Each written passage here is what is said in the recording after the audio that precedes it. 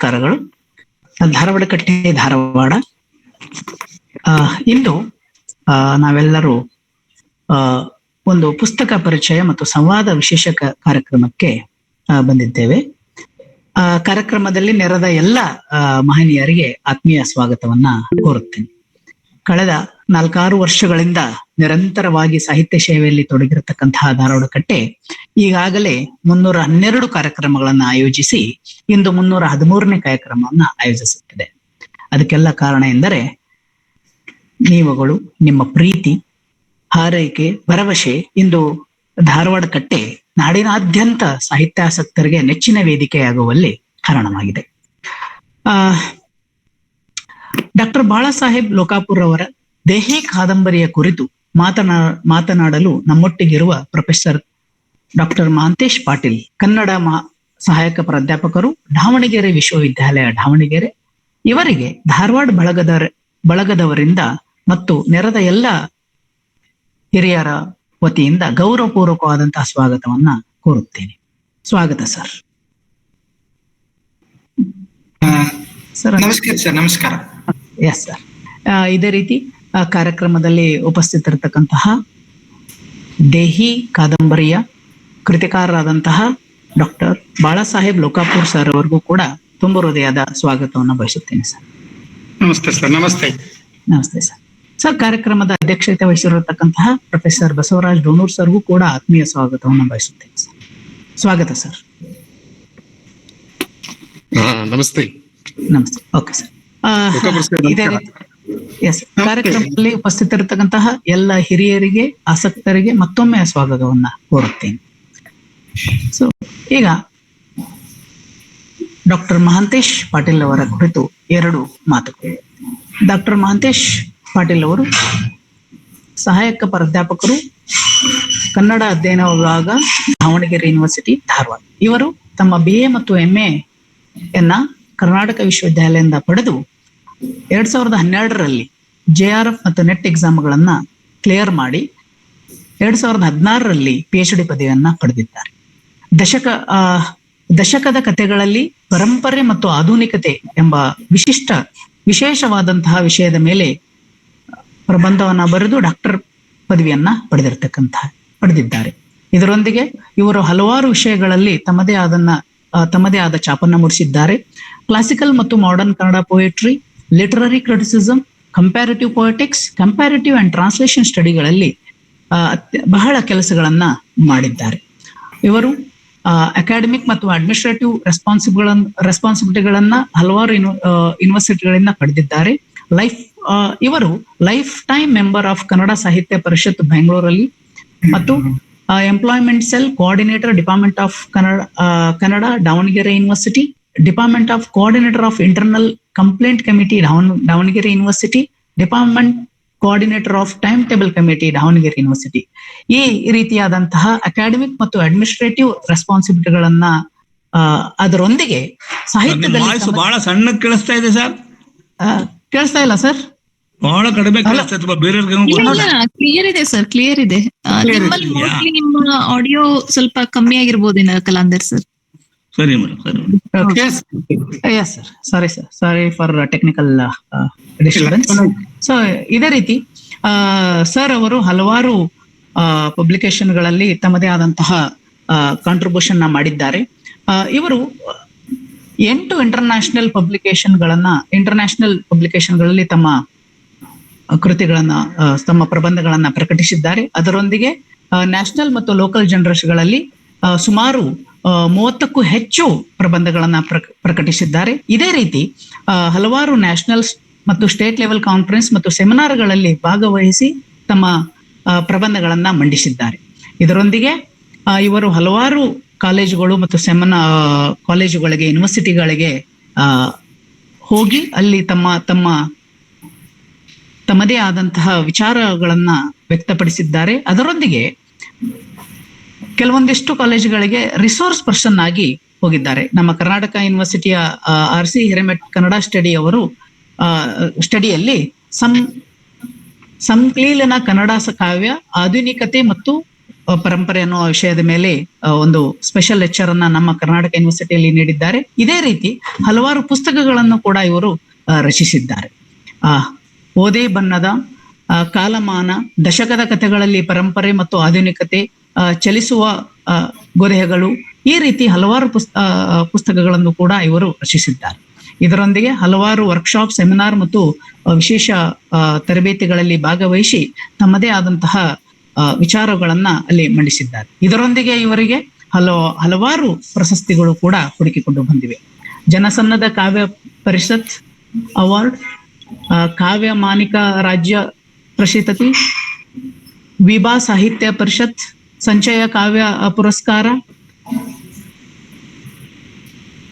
Deepavali student poetry award, ಸಂಚಯ ಕಾವ್ಯ ಪುರಸ್ಕಾರ, ಹೀಗೆ ಹಲವಾರು ಪ್ರಶಸ್ತಿಗಳಿಗೆ ಸರ್ ಅವರು ಭಾಜನರಾಗಿದ್ದಾರೆ. ಇಂತಹ ಒಬ್ಬ ಮಹನೀಯರು ಇಂದು ನಮ್ಮೊಂದಿಗೆ ಬಂದು ಡಾಕ್ಟರ್ ಬಾಳಾಸಾಹೇಬ್ ಲೋಕಾಪುರ್ ಅವರ ದಹಿ ಕಾದಂಬರಿಯ ಕುರಿತು ಮಾತನಾಡಿದ್ದಾರೆ. ಸೊ ಇಷ್ಟು ಹೇಳುತ್ತಾ ವೇದಿಕೆಯನ್ನ ಸರ್ಗೆ ಬಿಟ್ಕೊಡ್ತಾ ಇದ್ದೀನಿ. ಸರ್, ತಾವು ಮೊದಲು 45 ನಿಮಿಷಗಳ ಕಾಲ ಈ ಒಂದು ದೇಹಿ ಕಾದಂಬರಿ ಕುರಿತು ಮಾತನಾಡಿ, ನಂತರ ಬಾಳಾಸಾಹೇಬ್ ಲೋಕಾಪುರ್ ಅವರು 15 ನಿಮಿಷಗಳ ಕಾಲ ಕೃತಿಯ ಮೇಲೆ ಬೆಳಕು ಚೆಲ್ಲಲಿದ್ದಾರೆ. ಅದಾದ ನಂತರ ಅಧ್ಯಕ್ಷರ ನುಡಿಯುವರು. ಸರ್, ಪ್ಲೀಸ್ ವೇದಿಕೆಯನ್ನ ನಿಮಗೆ ಬಿಟ್ಟುಕೊಡ್ತಾ ಇದ್ದೀನಿ. ಎಲ್ಲರಿಗೂ ನಮಸ್ಕಾರ. ಧಾರವಾಡ ಕಟ್ಟೆಯಲ್ಲಿ ಈ ದಿನ ಕನ್ನಡದ ಮಹತ್ವದ ಕತೆ ಮತ್ತು ಕಾದಂಬರಿಕಾರರು ಮತ್ತು ಸಾಹಿತ್ಯದ ಅನೇಕ ಕೃತಿಗಳ ಕುರಿತು ವಿಮರ್ಶೆಯನ್ನು ಬರೆದಿರುವವರಾಗಿರುವ ಬಾಳಾಸಾಹೇಬ್ ಲೋಕಾಪುರ್ ಅವರ ಹೊಸ ಕಾದಂಬರಿ ಈ ದೇಹಿ ಕುರಿತು ನಾನು ಈ ದಿನ ಮಾತನಾಡಿದ್ದೇನೆ. ಇದು ಇತ್ತೀಚೆಗೆ ಕನ್ನಡದಲ್ಲಿ ಹೊಸ ತಲೆಮಾರಿನವರು ಆ ಕಾದಂಬರಿಗಳನ್ನ ಬರೀತಿದ್ದಾರೆ. ಆಮೇಲೆ ಹಿರಿಯರಾದ ಬಾಳಾಸಾಹೇಬ್ ಲೋಕಾಪುರ್ ಅಂತವರು ನಿರಂತರವಾಗಿ ಕತೆ ಕಾದಂಬರಿಗಳನ್ನ ಬರಿತಾ ಇದ್ದಾರೆ. ಒಟ್ಟು ಆ ಕನ್ನಡ ಕಾದಂಬರಿಯ ಸಾಹಿತ್ಯವನ್ನ ಗಮನಿಸಿದ್ರೆ ತುಂಬಾ ಶ್ರೀಮಂತವಾಗಿರುವ ಪರಂಪರೆ ನಮ್ಮೆದುರಿಗೆ ಇದೆ. ನವೋದಯದ ಕೆರೂರು ವಾಸುದೇವಾಚಾರ್ ಗಳಗನಾಥರು, MS ಪುಟ್ಟಣ್ಣ, ಗುರು ರಾಮಸ್ವಾಮಿ ಅಯ್ಯಂಗಾರ್, ಮಾಸ್ತಿ ವೆಂಕಟೇಶ್ ಅಯ್ಯಂಗಾರ್, ಕುವೆಂಪು, ಆಮೇಲೆ ಯಾರು ಶಿವರಾಮ್ ಕಾರಂತ್, ಆಮೇಲೆ ಪ್ರಗತಿಶೀಲ ಲೇಖಕರಾದ ಬಸವರಾಜ್ ಕಟ್ಟಿಮನಿ, ನಿರಂಜನ್, ಆನಕ್ರು, ಆಮೇಲೆ ಚದುರಂಗ, ಅನೇಕ ಜನ ಪ್ರಗತಿಶೀಲರು ಕಾದಂಬರಿಗಳನ್ನ ಬರೆದ್ರು. ನವ್ಯದಲ್ಲಿ ಮುಖ್ಯವಾಗಿ IUR ಅನಂತ್ ಮೂರ್ತಿ, ಶಾಂತಿನಾಥ್ ದೇಸಾಯಿ, ಯಶವಂತ್ ಚಿತ್ತಾಲ್, P ಲಂಕೇಶ್, ಶ್ರೀಕೃಷ್ಣ ಆಲನಹಳ್ಳಿ. ಆನಂತರದಲ್ಲಿ ನಾವು ಚಂದ್ರಶೇಖರ್ ಕಂಬಾರ್, ಮತ್ತೆ ನಾವು ದಲಿತ ಬಂಡಾಯ ಕಾಲಘಟ್ಟದಲ್ಲಿ ಬರಗು ರಾಮಚಂದ್ರಪ್ಪ, ಆಮೇಲೆ ದೇವನೂರ್ ಮಹಾದೇವ್. ಮುಖ್ಯವಾಗಿ ಇದರಾಚೆಗೆ ಮಹಿಳಾ ಲೇಖಕಿಯರಲ್ಲಿ ನಮ್ಗೆ MK ಇಂದಿರಾ, ತ್ರಿವೇಣಿ, ವೈದೇಹಿ, ಗೀತಾ ನಾಗಭೂಷಣ್, H ನಾಗವೇಣಿ, ಹೀಗೆ ಕನ್ನಡ ಒಟ್ಟು ಕಾದಂಬರಿಯ ಲೋಕವನ್ನ ಕಣ್ಣೆದುರುಗಡೆ ಇಟ್ಕೊಂಡ್ರೆ ತುಂಬಾ ವಿಶಾಲವಾದದ್ದು ಕನ್ನಡ ಸಾಹಿತ್ಯ ಅಂತ ಹೇಳಿ ನಮಗೆ ಒಂದು ಸಹಜವಾದ ಅನುಭವ ಎದುರಾಗ್ತದೆ. ಇನ್ನು ಕಳೆದ 2-3 ವರ್ಷಗಳ ಕನ್ನಡ ಕಾದಂಬರಿಗಳ ಹೊಸ ಲೇಖಕರು ಕೂಡ ಬರ್ತಿದ್ದಾರೆ ಅನ್ನೋದನ್ನ ನಾವು ಈ ಸಂದರ್ಭದಲ್ಲಿ ಗಮನಿಸಬೇಕು. ಮುಖ್ಯವಾಗಿ ಕಳೆದ 4-5 ವರ್ಷಗಳಲ್ಲಿ ಹೊಸ ಕಾದಂಬರಿಕಾರರು ಕನ್ನಡದೊಳಗಡೆ ಕಾಣಿಸಿಕೊಳ್ತಾ ಇದ್ದಾರೆ. ಅಂತವರಲ್ಲಿ ಮುಖ್ಯವಾಗಿ ನಾನು ರವಿಕುಮಾರ್ ನೀಹಾ, ಗುರುಪ್ರಸಾದ್ ಕಂಟಲ್ಗೆರೆ, ರಾಜಶೇಖರ್ ಹಳೆಮನೆ, ಗಂಗಪ್ಪ ತಳವಾರ್, ಕಾವ್ಯ ಕಡಮೆ, ಅನುಪಮಾ ಪ್ರಸಾದ್, ಸುಶೀಲಾ ಡೋನೂರ್, ದೀಪಾ ಜೋಶಿ, HB ಇಂದ್ರಕುಮಾರ್, ಚಿಮನಿಹಳ್ಳಿ ರಮೇಶ್ ಬಾಬು, MG ಮಂಜುನಾಥ್, ಆಮೇಲೆ ಹನುಮಂತ ಹಾಲ್ಗೆರೆ, ಈ ರೀತಿ ಅನೇಕ ಹೊಸ ತಲೆಮಾರಿನ ಕಾದಂಬರಿಕಾರರು ಕಾಣಿಸಿಕೊಳ್ತಾ ಇದ್ದಾರೆ. ಇನ್ನೊಂದು ಕಡೆಗೆ ಚಾರಿತ್ರಿಕ ಕಥನಗಳನ್ನ ಬೆನ್ನಟ್ಟಿ ಗಜಾನನ್ ಶರ್ಮಾ ಅವರು, ಆಮೇಲೆ ವಸುಧೇಂದ್ರ, ಸಂತೋಷ್ ಕುಮಾರ್ ಮೆಹೆಂದಳೆ, KN ಗಣೇಶ, ಇವ್ರದೊಂದು ಜಗತ್ತನ್ನ ಕಾದಂಬರಿಯ ಒಳಗಡೆ ಸೃಷ್ಟಿಸಿಕೊಂಡಿದ್ದಾರೆ. ಇವೆರಡೂ ಲೋಕಕ್ಕಿಂತ ತುಂಬಾ ವಿಭಿನ್ನವಾಗಿ ಕನ್ನಡ ಕಾದಂಬರಿಗೆ ವಸ್ತುವನ್ನ ಒದಗಿಸ್ತಾ ಬಂದಿರುವ ಕಾದಂಬರಿಕಾರರಲ್ಲಿ ಬಾಳಾ ಸಾಹೇಬ್ ಲೋಕಾಪುರ್ ಅವರು ತುಂಬಾ ಪ್ರಮುಖರು ಅಂತ ಹೇಳಿ ನನ್ನ ಓದಿನ ಸಾಧ್ಯತೆ ಒಳಗಡೆ ನಾನು ಈ ಮಾತನ್ನ ಹೇಳ್ತೀನಿ. ಬಾಳಾ ಸಾಹೇಬ್ ಲೋಕಾಪುರ್ ಈವರೆಗೆ ಸುಮಾರು 8 ಕಾದಂಬರಿಗಳನ್ನ ಪ್ರಕಟಿಸಿದ್ದಾರೆ.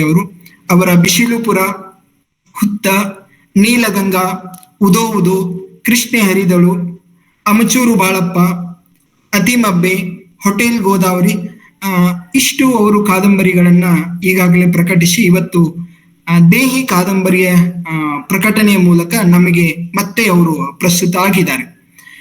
ಅವರ ತುಂಬಾ ಚರ್ಚೆಗೆ ಒಳಗಾಗಿಡುವ 2 ಮುಖ್ಯ ಕಾದಂಬರಿಗಳಂದ್ರೆ ಬಿಸಿಲುಪುರ ಮತ್ತು ಕೃಷ್ಣೆ ಹರಿದಳು.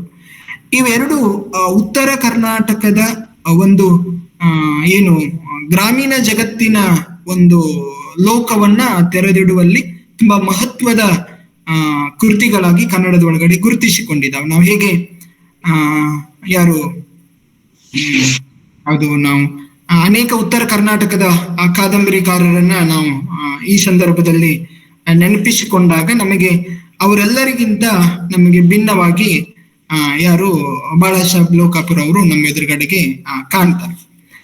ಇವತ್ತು ನಾವು ಚರ್ಚೆಗೆ ಆಯ್ಕೆ ಮಾಡಿಕೊಂಡಿರುವ ಬಾಳಾ ಸಾಹೇಬ್ ಲೋಕಾಪುರ್ ಅವರ ದೇಹಿ ಅನ್ನುವ ಕಾದಂಬರಿಯ ಕುರಿತಾಗಿ ನನ್ನ ಮಾತುಗಳನ್ನ ಮುಂದುವರಿಸೋದಾದ್ರೆ, ದೇಹಿ ನೋಡಿ, ಕಾದಂಬರಿಯ ಹೆಸರು ನಮಗೆ ನಾವೆಲ್ಲ ಕೇಳಿರ್ತೀವಿ. ದೇಹ ಅಲ್ಲ, ಅಥವಾ ದೇಹಿ ಅಂತಂದ್ರೆ ನಾವು ಮುಂದೆ ಒಂದು ದೀರ್ಘವನ್ನ ಕೊಟ್ಟು ಹಿ ಅಂತ ವಿಚಾರ ಮಾಡಿದ್ರೆ ದೇಹವನ್ನ ಹೊಂದಿದವನನ್ನುವ ಅರ್ಥ. ಆದ್ರೆ ದೇಹಿ ಅಂತಂದ್ರೆ ಬೇಡಿಕೊಳ್ಳುವುದು ಅಂತ ನಾವೆಲ್ಲ ಒಂದು ಪದ ಕೇಳಿರ್ತೀವಿ, ಭಿಕ್ಷಾನ್ ದೇಹಿ ಅಂತ ಹೇಳಿ, ಭಿಕ್ಷೆಯನ್ನ ಬೇಡುವುದು ಅಂತ. ಬಟ್ ಇಲ್ಲಿ ಈ ಕಾದಂಬರಿಯ ಚೌಕಟ್ಟಿನ ಒಳಗಡೆಗೆ ಭಿಕ್ಷೆಯ ಅರ್ಥ ಅನ್ನುವುದು ಇಲ್ಲ ಇಲ್ಲಿ. ಆದ್ರೆ ಬೇಡಿಕೊಳ್ಳುವ ಅರ್ಥ ನಮಗೆ ಈ ಕಾದಂಬರಿಯ ಪ್ರಮುಖ ಪಾತ್ರಗಳಲ್ಲಿ ನಮಗೆ ಮುಖ್ಯವಾಗಿ ಕಾಣ್ತಾ ಹೋಗ್ತದೆ. ಈ ಬೇಡಿಕೊಳ್ಳುವಿಕೆ ಇದೆಯಲ್ಲ, ಅದೇ ಆ ಘಟನೆ ಇದೆಯಲ್ಲ, ಆ ಕ್ರಿಯೆ ಇದೆಯಲ್ಲ, ಅದೇ ಕಾದಂಬರಿಯ ಅನೇಕ ತಿರುವುಗಳಿಗೆ, ಅನೇಕ ಬಗೆಯ ಪಲ್ಲಟಗಳಿಗೆ ನಮಗೆ ಕಾರಣ ಆಗ್ತದೆ ಅನ್ನೋದನ್ನ ನಾವು ಗಮನಿಸ್ತೀವಿ. ಈ ದೃಷ್ಟಿಯಿಂದ ಲೋಕಾಪುರ್ ಅವರು ಈ ಕಾದಂಬರಿಗೆ ದೇಹಿ ಅನ್ನುವ ಈ ಶೀರ್ಷಿಕೆಯನ್ನು ಇಟ್ಟಿದ್ದಿದೆಯಲ್ಲ, ಅದು ತುಂಬಾ ಉಚಿತ ಅಂತ ಹೇಳಿ ನನಗೆ ಅನ್ಸತ್ತೆ. ಇನ್ನು ಈ ಕಾದಂಬರಿಯ ಒಳಗಿನ ಕಥೆಯನ್ನ ನೋಡೋದಾದ್ರೆ, ಇಲ್ಲಿ 2 ವಾಡೆ ಮನೆತನಗಳು ಇದಾವೆ. ಅಂದ್ರೆ ಬೆಳಗಾವಿ ಜಿಲ್ಲೆಯ ಅಥಣಿ ತಾಲೂಕಿನ ಪರಿಸರದಲ್ಲಿ ಬರುವಂತ 2 ವಾಡೆಯ ಊರುಗಳಿದಾವೆ. ಒಂದು ಊರಿನ ಒಳಗಡೆಗೆ ರಾಜಾಪುರದ ವಾಡೆ ಇದೆ. ಅಂದ್ರೆ ರಾಜಾಪುರ ಅನ್ನುವ ಊರಿನ ಒಳಗಡೆಗೆ ಒಂದು ವಾಡೆ ಇದೆ. ಆ ರಾಜಾಪುರದ ವಾಡೆಯನ್ನ ಪ್ರತಿನಿಧಿಸುವಂತಹ ಗೌಡನಾಗಿ ಬಸವೇಗೌಡ ಇದ್ದಾನೆ. ಅವನ ಹೆಂಡತಿಯಾಗಿ ನಮಗೆ ಭಾಗವ ಕಾಣಿಸ್ಕೊಳ್ತಾಳೆ. ಹೀಗೆ ರಾಜಾಪುರ ವಾಡೆಯ ಬಸವೇಗೌಡ ಮತ್ತು ಈ ಭಾಗವರ ಮಗಳಾಗಿರುತ್ತಾಳಲ್ಲ ಲಾವಣ್ಯ ಲಕ್ಷ್ಮಿ ಅವಳ ಹೆಸರು. ಅವಳ ಸುತ್ತಲೂ ಕತೆ ಹೆಚ್ಚು ಕೇಂದ್ರೀಕರಣವಾಗಿದೆ. ಮತ್ತು ರಾಜಾಪುರದ ವಾಡೆಯಾಗಿ ಇನ್ನೊಂದು ಊರಿನ ಒಳಗಡೆಗೆ ವಾಡೆ ಇದೆ. ಆ ಊರಿನ ಹೆಸರು ಲಕ್ಮಾಪುರ ಅಂತ. ಈ ಲಕ್ಮಾಪುರದ ವಾಡೆಯ ಒಳಗಡೆಗೆ ಈ ಪಿರಂಗಿ ಗೌಡ ಅಂತಿದ್ದಾನೆ. ಈ ಪಿರಂಗಿ ಗೌಡನ ಹೆಂಡತಿ ಗೌರವ. ಈ ಪಿರಂಗಿ ಗೌಡ ಮತ್ತು ಈ ಗೌರವರ ಮಗನಾಗಿರುವ ಸುಭಾಸನಿಗೂ ರಾಜಾಪುರದ ವಾಡೆಯ ಗೌಡನಾಗಿರುವ ಬಸವೇಗೌಡನ ಮಗಳಾಗಿರುವ ಲಾವಣ್ಯ ಲಕ್ಷ್ಮಿಗೂ ಒಂದು ವೈವಾಹಿಕ ಸಂಬಂಧವನ್ನ ಇಲ್ಲಿ ಏರ್ಪಡಿಸುವ ಕೆಲಸ ಶುರುವಾಗ್ತದೆ. ವೈವಾಹಿಕ ಸಂಬಂಧವನ್ನ ಕುದುರಿಸುವ ಕೆಲಸ ಶುರುವಾಗ್ತದೆ. ಆ ಕುದುರಿಸುವಿಕೆಯ ಒಳಗಡೆಗೆನೆ ಹೇಗೆ ಒಂದು ವಾಡೆಯ ಜಮೀನ್ದಾರಿಕೆ, ವಾಡೆಯ ಒಳಗಡೆಗಿರುವಂತಹ ಗೌಡತಿಯರು, ಅಲ್ಲಿರುವ ಆಳು, ಆ ವಾಡೆಯ ಸಂಸ್ಕೃತಿಯ ಸಂಪರ್ಕಕ್ಕೆ ಬರುವಂತಹ ಆ ಊರಿನ ಆಯಾಗಾರರು ಮತ್ತು ಅಲ್ಲಿನ ಸಣ್ಣ ಪುಟ್ಟ ವ್ಯಾಪಾರಿಗಳು, ಅಲ್ಲಿನ ಪೊಲೀಸರ ವರ್ಗ, ಇವರೆಲ್ಲರೂ ಈ ಅಧಿಕಾರ ಮತ್ತು ಈ ಹೆಣ್ಣಿನೊಂದಿಗೆ ಇರುವ ಈ ಸಂಬಂಧದ ಬಗ್ಗೆ ಅವ್ರು ಹೇಗೆ ತುಂಬಾ ಕ್ರೌರ್ಯದಿಂದ ವರ್ತಿಸ್ತಾರೆ, ತುಂಬಾ ಅಮಾನವೀಯವಾಗಿ ವರ್ತಿಸ್ತಾರೆ ಎನ್ನುವ ಕತೆ ಇಲ್ಲಿ ಬೇರೆ ಬೇರೆ ಘಟನೆಗಳ ಮೂಲಕ ನಾವು ದೇಹಿ ಕಾದಂಬರಿ ಒಳಗಡೆಗೆ ನಾವು ಗಮನಿಸ್ತಾ ಹೋಗ್ತೀವಿ. ಒಂದರ್ಥದಲ್ಲಿ ಇದು ಲಕುಮಾಪುರದ ಪಿರಂಗಿಗೌಡನ ಮಗನಾಗಿರುವಂತ ಸುಭಾಸನಿಗೂ ಮತ್ತು ರಾಜಾಪುರದ ಬಸವೇಗೌಡನ ಮಗಳಾಗಿರುವ ಲಕ್ಷ್ಮಿಗೂ ಇವರಿಬ್ಬರ ವೈವಾಹಿಕ ಸಂಬಂಧ ಆರಂಭವಾಗುವುದೇ ಅದಕ್ಕೆ ಮುಖ್ಯ ಒಂದು ಉದ್ದೇಶ ಇದೆ. ಏನು ಅಂತಂದ್ರೆ, ತುಂಬಾ ಕಪಟನಾಗಿರುವ ದುಷ್ಟನಾಗಿರುವ ಪಿರಂಗಿಗೌಡ ತನ್ನ ಸುಭಾಸ ಎನ್ನುವ ಮಗನಿಗೆ ರಾಜಾಪುರದ ವಾಡೆಯ ಆ ಬಸವೇಗೌಡನ ಮಗಳಾಗಿರುವ ಲಾವಣ್ಯಳನ್ನ ಮದುವೆ ಮಾಡಿಸ್ತಾನೆ. ಆ ಮದುವೆ ಮಾಡಿಸುವ ಉದ್ದೇಶ ಸಹಜವಾಗಿ ಗಂಡಿಗೊಂದು ಹೆಣ್ಣನ್ನ ಕೂಡಿಸುವ ಈ ಸಹಜ ಸಂಬಂಧದ ವೈವಾಹಿಕ ಸಂಬಂಧ ಅಲ್ಲಿಲ್ಲ. ಅದ್ರ ಹಿಂದೆ ಒಂದು ಉದ್ದೇಶ ಇದೆ. ಏನಂತಂದ್ರೆ, ಪಿರಂಗಿಗೌಡ ತನ್ನ ಮಗನಾಗಿರುವ ಸುಭಾಸನಿಗೆ ಸ್ಪಷ್ಟವಾಗಿ ಹೇಳ್ತಿದ್ದಾನೆ. ಹಾಗೆ ನೋಡಿದರೆ ಸುಭಾಸನಿಗೆ ಮದುವೆಯಾಗುವ ಇಚ್ಛೆಯೇ ಇಲ್ಲ. ಆದರೆ ಆ ಕಡೆಗೆ ರಾಜಾಪುರದ ಬಸವೇಗೌಡನ ಮಗಳು ಲಾವಣ್ಯ ಲಕ್ಷ್ಮಿಯನ್ನ ಮದುವೆಯಾದರೆ ಅವರ ಆಸ್ತಿ ಎಲ್ಲವೂ ಏನಾಗ್ತದೆ, ನಮಗೆ ಸೇರಿ ಹೋಗ್ತದೆ. ಆ ಆಸ್ತಿಗಾಗಿ, ವಾಡೆಯ ಯಜಮಾನಿಕೆಗಾಗಿ ಪಿತೂರಿಯ ಮೂಲಕ ಏನ್ ಮಾಡ್ತಾನೆ, ಈ ಸುಭಾಸನಿಗೂ ಮತ್ತು ಲಾವಣ್ಯನ ನಡುವೆ ಮದುವೆ ಸಂಬಂಧವನ್ನ ಆರಂಭ ಮಾಡ್ತಾನೆ. ಆದ್ರೆ ಆ ಕಥೆಯ ಆರಂಭದ ಅಲ್ಲಿನೇ ಏನ್ ಮಾಡ್ತಾನೆ, ಯಾರು ಪಿರಂಗಿಗೌಡ ಈ ಮದುವೆ ಸಂಬಂಧವನ್ನ ಹಲೋ ಸರ್, ಲೋಕಾಪುರ್ ಸರ್ ತಮ್ಮ ಆಡಿಯೋ ಮ್ಯೂಟ್ ಮಾಡಿ ಮಾಡಿ. ಶಿವರಾಜ್ ಮಾತಾಡ್ಬೋದು? ಸರಿ ಸರ್, ಸರಿ ಸರ್, ಸಾರಿ ಫಾರ್ ಡಿಸ್ಟರ್ಬೆನ್ಸ್. ಹೀಗೆ ಮದುವೆ ಸಂಬಂಧವನ್ನ ಸುಭಾಸನೊಂದಿಗೆ ಹೋದಾಗ ಅವನು ಸುಭಾಸ ಮೊದಲೇ ಹೇಳ್ಬಿಡ್ತಾನೆ, ನನಗೆ ಈ ಮದುವೆಯ ಒಳಗಡೆ ಯಾವ ಬಗೆಯ ಆಸಕ್ತಿಯೂ ಇಲ್ಲ, ಆದ್ರೆ ತಂದೆಯ ಒತ್ತಾಯಕ್ಕಾಗಿ ನಾನು ಈ ಮದುವೆಯನ್ನ ಒಪ್ಕೊಳ್ತಾ ಇದ್ದೀನಿ ಅಂತೇಳಿ ಸುಭಾಸ ನೇರವಾಗಿನೇ ಯಾರಿಗೆ ಈ ವಿಷಯವನ್ನ ಹೇಳ್ತಾನೆ ಅಂತಂದ್ರೆ, ಈ ಲಾವಣ್ಯ ಲಕ್ಷ್ಮಿಗೆ ಹೇಳ್ತಾನೆ. ಮದುವೆಯ ಕನಸು ಕಾಣ್ತಿದ್ದಂತ, ಮದುವೆಯ ಆಸೆಯನ್ನು ಇಟ್ಕೊಂಡಿರುವಂತ ಲಾವಣ್ಯ ಲಕ್ಷ್ಮಿಗೆ ಇದೊಂದು ರೀತಿ ಆಘಾತದ ರೀತಿಯಾಗಿ ಅನಿಸತ್ತೆ. ಅಷ್ಟೇ ಅಲ್ಲ, ಇನ್ನೊಂದು ಮಾತು ಹೇಳ್ತಾನೆ, ನಾನು ಈ ಮದುವೆಗೆ ಒಪ್ಪಿಕೊಳ್ಳದೇ ಇದ್ದಿದ್ದರೆ ನನ್ನ ತಂದೆ ನನ್ನನ್ನ ಯಾವುದೋ ಬಗೆಯ ದುರಂತಕ್ಕೆ ತಳ್ಳಿಬಿಡ್ತಾನೆ, ಹಾಗಾಗಿ ನಾನು ಅನಿವಾರ್ಯವಾಗಿ ಈ ಮದುವೆಗೆ ಒಪ್ಕೊಳ್ತೇನೆ ಅಂತ ಹೇಳ್ತಾನೆ. ಹಾಗೆ ಸುಭಾಸ ಲಾವಣ್ಯ ಲಕ್ಷ್ಮಿ ಎದುರುಗಡೆಗೆ ಒಂದು ಮಾತನ್ನು ಹೇಳ್ತಾನೆ, ಅವನು ಬೇಡಿಕೊಳ್ತಾನೆ, ದೇಹಿ ಅಂತ ಹೇಳಿ. ಮೊದಲನೇ ಇಡೀ ಕಾದಂಬರಿಯಲ್ಲಿ ನಮಗೆ ದೇಹಿ ಕುರಿತಾಗ 3 ಘಟನೆಗಳು ಬರ್ತವೆ. ಅದರಲ್ಲಿ ಮೊದಲನೇ ಘಟನೆ ಏನು ಅಂತಂದ್ರೆ, ಈ ಸುಭಾಸ ಈ ಲಾವಣ್ಯ ಲಕ್ಷ್ಮಿಯ ಮನೆಗೆ ಹೋದಾಗ, ಮದುವೆಯ ಸಂಬಂಧಿತ ಮಾತುಕತೆಗೆ ಹೋದಾಗ ಅವ್ರು ಹೇಳ್ತಾರೆ, ಇಲ್ಲ ನನಗೆ ನಾನು ನಿನ್ಗೆ ಬೇಡ್ಕೊಳ್ತೀನಿ, ಏನು ಅಂತಂದ್ರೆ ನಾನು ಸನ್ಯಾಸತ್ವವನ್ನು ಸ್ವೀಕಾರ ಮಾಡೋನಿದ್ದೀನಿ, ನೀನ್ ಇದನ್ನ ಒಪ್ಪಿಕೊಂಡೇ ನನ್ನನ್ನ ಮದ್ವೆ ಮಾಡ್ಕೊಳ್ಳೋ ಹಾಗಿದ್ರೆ ಮಾಡ್ಕೋಬಹುದು ಅಂತ ಹೇಳಿ ಅವನು ಹೇಳ್ತಾನೆ. ಸರಿ, ಆ ಘಟನೆ ಅಷ್ಟಕ್ಕೆ ಆಗ್ತದೆ. ಇದೇ ಸಂದರ್ಭದಲ್ಲಿ ಪಿರಂಗಿಗೌಡನಿಗೂ ಮತ್ತು ಬಸವೇಗೌಡನ ಮನೆ ಒಳಗಡೆಗೆ ಕೂತಾಗ ಅಲ್ಲಿ ಬರುವ ನಾಗಿಂದ ಮಲ್ಲಪ್ಪನ ಕಾರಣಕ್ಕಾಗಿ ಅವರವರ ನಡುವೆ ಜಗಳ ಆಗಿ, ಆ ಜಗಳದ ಒಂದು ಸಣ್ಣ ಪುಟ್ಟ ಗಲಾಟೆ ಒಳಗಡೆಗೆ ಪಿರಂಗಿಗೌಡ ಈ ಬಸವೇಗೌಡನನ್ನ ಸ್ವಲ್ಪ ತಳ್ಳಿ ಬಿಟ್ಟಾಗ ಅವನು ಕೆಳಗೆ ಬಿದ್ದು ಬಿಡ್ತಾನೆ. ಕೆಳಗೆ ಬಿದ್ದಾಗ ಸ್ವಲ್ಪ ಅವನು ಮೂರ್ಛೆ ಹೋಗ್ಬಿಡ್ತಾನೆ.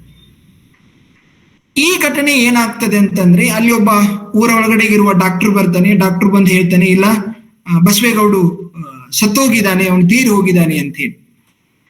ಈ ವಾಡೆಯ ಮನೆ ಒಳಗಡೆಯಿಂದ ಪಿರಂಗಿಗೌಡ, ನಾನು ಹೇಗಾದ್ರೂ ಮಾಡಿ ಇಲ್ಲಿಂದ ತಪ್ಪಿಸಿಕೊಳ್ಬೇಕು, ನಾನು ತಪ್ಪಿಸಿಕೊಂಡು ಹೋಗಿ ನಾನು ಬದುಕ್ಬೇಕಂತ ಹೇಳಿ ಅವನು ಅಲ್ಲಿಂದ ವಾಡೆಯ ಹಿಂಭಾಗದಿಂದ ಹೋಗ್ಬಿಡ್ತಾನೆ. ಈ ಕಡೆಗೆ ಎಲ್ಲರೂ ಮದುವೆ ಮನೆಯ ಸಂಭ್ರಮ, ಒಂದು ರೀತಿ ಸೋತಕದ ಛಾಯೆ ಅಲ್ಲಿ ಆರಂಭವಾಗ್ತದೆ. ಅವಾಗ ಇನ್ನೊಬ್ರು ಎಲ್ಲರೂ ಅದಕ್ಕೆ ಬೇಕಾದ ಈ ಶವ ಸಂಸ್ಕಾರದ ಆಚರಣೆಗಳನ್ನೆಲ್ಲ ಶುರು ಮಾಡ್ತಾರೆ. ಅಂತ ಸಂದರ್ಭದ ಒಳಗಡೆಗೆ ಅವನನ್ನ ಸ್ಮಶಾನಕ್ಕೆ ಕರ್ಕೊಂಡು ಹೋಗ್ತಾ ಇರುವಂತ ಸಂದರ್ಭದಲ್ಲಿನೇ ಯಾವುದೋ ಕೊಲ್ಲಾಪುರದಿಂದ ಒಬ್ಬ ಆ ಗೌಡನ ಸಂಬಂಧಿ ಡಾಕ್ಟರ್ ಅಲ್ಲಿಗೆ ಬಂದಾಗ ಅವನು ಆ ದೇಹದ ಒಳಗಡೆಗಿರುವ ಬಿಸಿಯನ್ನ ಗಮನಿಸಿ, ಇಲ್ಲ ಈ ಬಸವೇಗೌಡ ಇನ್ನೂ ಸತ್ತಿಲ್ಲ, ಅವ್ರಿಗೆ ಚೂರು ಬಾಯಲ್ಲಿ ನೀರು ಹಾಕ್ತಾರೆ. ನೀರು ಹಾಕಿದಾಗ ಬಸವೇಗೌಡ ಮತ್ತೆ ಎಚ್ಚರ ಆಗ್ತಾನೆ. ಆದ್ರೆ ಈಗ ಮತ್ತೆ ಒಂದು ಸಮಸ್ಯೆ ಕ್ರಿಯೇಟ್ ಆಗ್ತದೆ. ಆ ಊರಿನ ಮುಖ್ಯವಾಗಿ ಅಲ್ಲಿ ಬರುವಂತ ಒಬ್ಬ ಏನು ಈ ಪುರೋಹಿತ ವರ್ಗಕ್ಕೆ ಸೇರಿರುವಂತಹ ಈ ಹಿರೇಮಠದ ಶಿವರುದ್ರಯ್ಯ, ಅವನೇನ್ ಹೇಳ್ತಾನೆ, ಇಲ್ಲ ಬಸವೇಗೌಡ ಈ ಸ್ಮಶಾನಕ್ಕೆ ಹೊರಟು ರೆಡಿಯಾಗಿರುವಂತ ವ್ಯಕ್ತಿ, ಅವನು ಬದುಕಿದ್ರು ಅವನೇನಾದ್ರೂ ವಾಪಸ್ ಏನಾದರೂ ವಾಡೆಗೆ ಪ್ರವೇಶ ಮಾಡಿದ್ರೆ ಇದರಿಂದ ವಾಡೆಯ ಒಳಗಡೆಗೆ ಯಾವುದಾದ್ರೂ ದುರಂತ ಸಂಭವಿಸಬಹುದು. ಹೀಗೆ ಊರಿನ ಗೌಡ ವಾಡೆಯನ್ನ ಪ್ರವೇಶ ಮಾಡುವುದರಿಂದ, ಅಂದ್ರೆ ಸ್ಮಶಾನಕ್ಕೆ ಹೊರಟಿರುವ ಬಸವೇಗೌಡ ಈಗ ಅವನಿಗೆ ಜೀವ ಬಂದ್ರು ಅವನು ಮತ್ತೆ ವಾಡೆಯನ್ನ ಪ್ರವೇಶ ಮಾಡುವುದರಿಂದ ಊರಿಗೂ ದುರಂತ ಎದುರಾಗ್ಬೋದು, ಇಲ್ಲವೇ ಅವರ ಮನೆತನಕ್ಕೂ ದುರಂತ ಎದುರಾಗ್ಬೋದು ಅಂತ ಹೇಳಿ ಒಂದು ಏನು ಈ ಧರ್ಮ ಮತ್ತು ನಂಬಿಕೆ ಹೆಸರಿನ ಒಂದು ಕಥೆಯನ್ನ ಕಟ್ಟಿ ಯಾರು ಮುಖ್ಯವಾಗಿ ಶಿವರುದ್ರಯ್ಯ ಅದನ್ನ ಮಾಡ್ತಾನೆ. ಈಗ ಅನಿವಾರ್ಯವಾಗಿ ಊರಿನ ಹಿತಕ್ಕಾಗಿ ಮತ್ತು ವಾಡೆಯ ಹಿತಕ್ಕಾಗಿ ಬಸವೇಗೌಡ ವಾಡೆಯಿಂದ ಹೊರಗಡೆಗೆ ಉಳಿದು ಬಿಡ್ತಾನೆ. ಈ ಕಡೆಗೆ ಅಂದ್ರೆ ಯಾರು ಲಕ್ಮಾಪುರದ ಪಿರಂಗಿಗೌಡ ತಪ್ಪಿಸ್ಕೊಂಡು ಹೋಗುವಾಗ ಅವನು ಯಾರ ಕಡೆಗೆ ಸಿಕ್ಕಾಕೊಳ್ತಾನೆ ಅಂತಂದ್ರೆ ಈ ಬುಡ್ಡೆ ಸಾಹೇಬ ಅಂತ ಒಬ್ಬ ಬರ್ತಾನೆ. ಆ ಬುಡ್ಡೆ ಸಾಹೇಬ ಯಾರು ಅಂತಂದ್ರೆ ಅವನು ಆ ರಾಜಾಪುರದ ಒಳಗಡೆಗೆ ಬೆಣ್ಣೆ ವ್ಯಾಪಾರವನ್ನ ಮಾಡುವಂತಹ ವ್ಯಕ್ತಿ. ಅವನ ಕೈಗೆ ಸಿಕ್ಕಾಕೊಳ್ತಾನೆ. ಅವನಿಗೆ ಗೊತ್ತಿರ್ತದೆ ಇವನು ಏನೋ ಒಂದು ಅಪರಾಧ ಮಾಡಿದ ಆಗಿದ್ದಾನೆ. ಇವನು ಸ್ವಲ್ಪ ನಾನು ಹಿಂದೆ ಈ ಯಾರು ಪಿರಂಗಿಗೌಡ ಈ ಬೆಣ್ಣೆ ಮಾರುವಂತಹ ಈ ಬುಡ್ಡೇಗೌಡನಿಗೆ ಏನೋ ಒಂದು ತೊಂದರೆಯನ್ನ ಕೊಟ್ಟಿರ್ತಾನೆ. ಆ ತೊಂದರೆಯನ್ನ ನೆನಪಿಸಿಕೊಂಡು ಇಲ್ಲಿ ಆ ಪಿರಂಗಿಗೌಡನನ್ನ ಅವನ ಮನೆ ಒಳಗಡೆಗೆ ಕೂಟ ಹಾಕಿ ಸ್ವಲ್ಪ ಅವನಿಗೆ ನಾನಾ ಬಗೆಯ ಹಿಂಸೆಗಳನ್ನ ಅವನು ನೀಡ್ತಾನೆ. ಅಂದ್ರೆ ನೇರವಾಗಿ ಹಿಂಸೆ ಮಾಡಲ್ಲ, ಬಂಧನವೂ ಕೂಡ ಒಂದು ಹಿಂಸೆನೆ. ಹಾಗಾಗಿ ಅವನನ್ನ ಕತ್ತಲಿನ ಕೋಣೆಯ ಒಳಗಡೆಗೆ ಆ ಬೆಣ್ಣೆಯ ಡೆಬ್ಬೆಗಳ ವಾಸನೆಗಳ ನಡುವೆ, ಆ ಕತ್ತಲಿನ ನಡುವೆ ಅವನಿಗೊಂದು ಬಗೆಯ ಆ ಕೂಡಿ ಹಾಕುವಿಕೆ ಒಳಗಡೆಗೆ ಒಂದು ಬಗೆಯ ಹಿಂಸೆಯನ್ನ ಬುಡ್ಡೆ ಸಾಹೇಬ ಆ ಪಿರಂಗಿಗೌಡನಿಗೆ ಕೊಡುವುದಕ್ಕೆ ಯಶಸ್ವಿ ಆಗ್ತಾನೆ.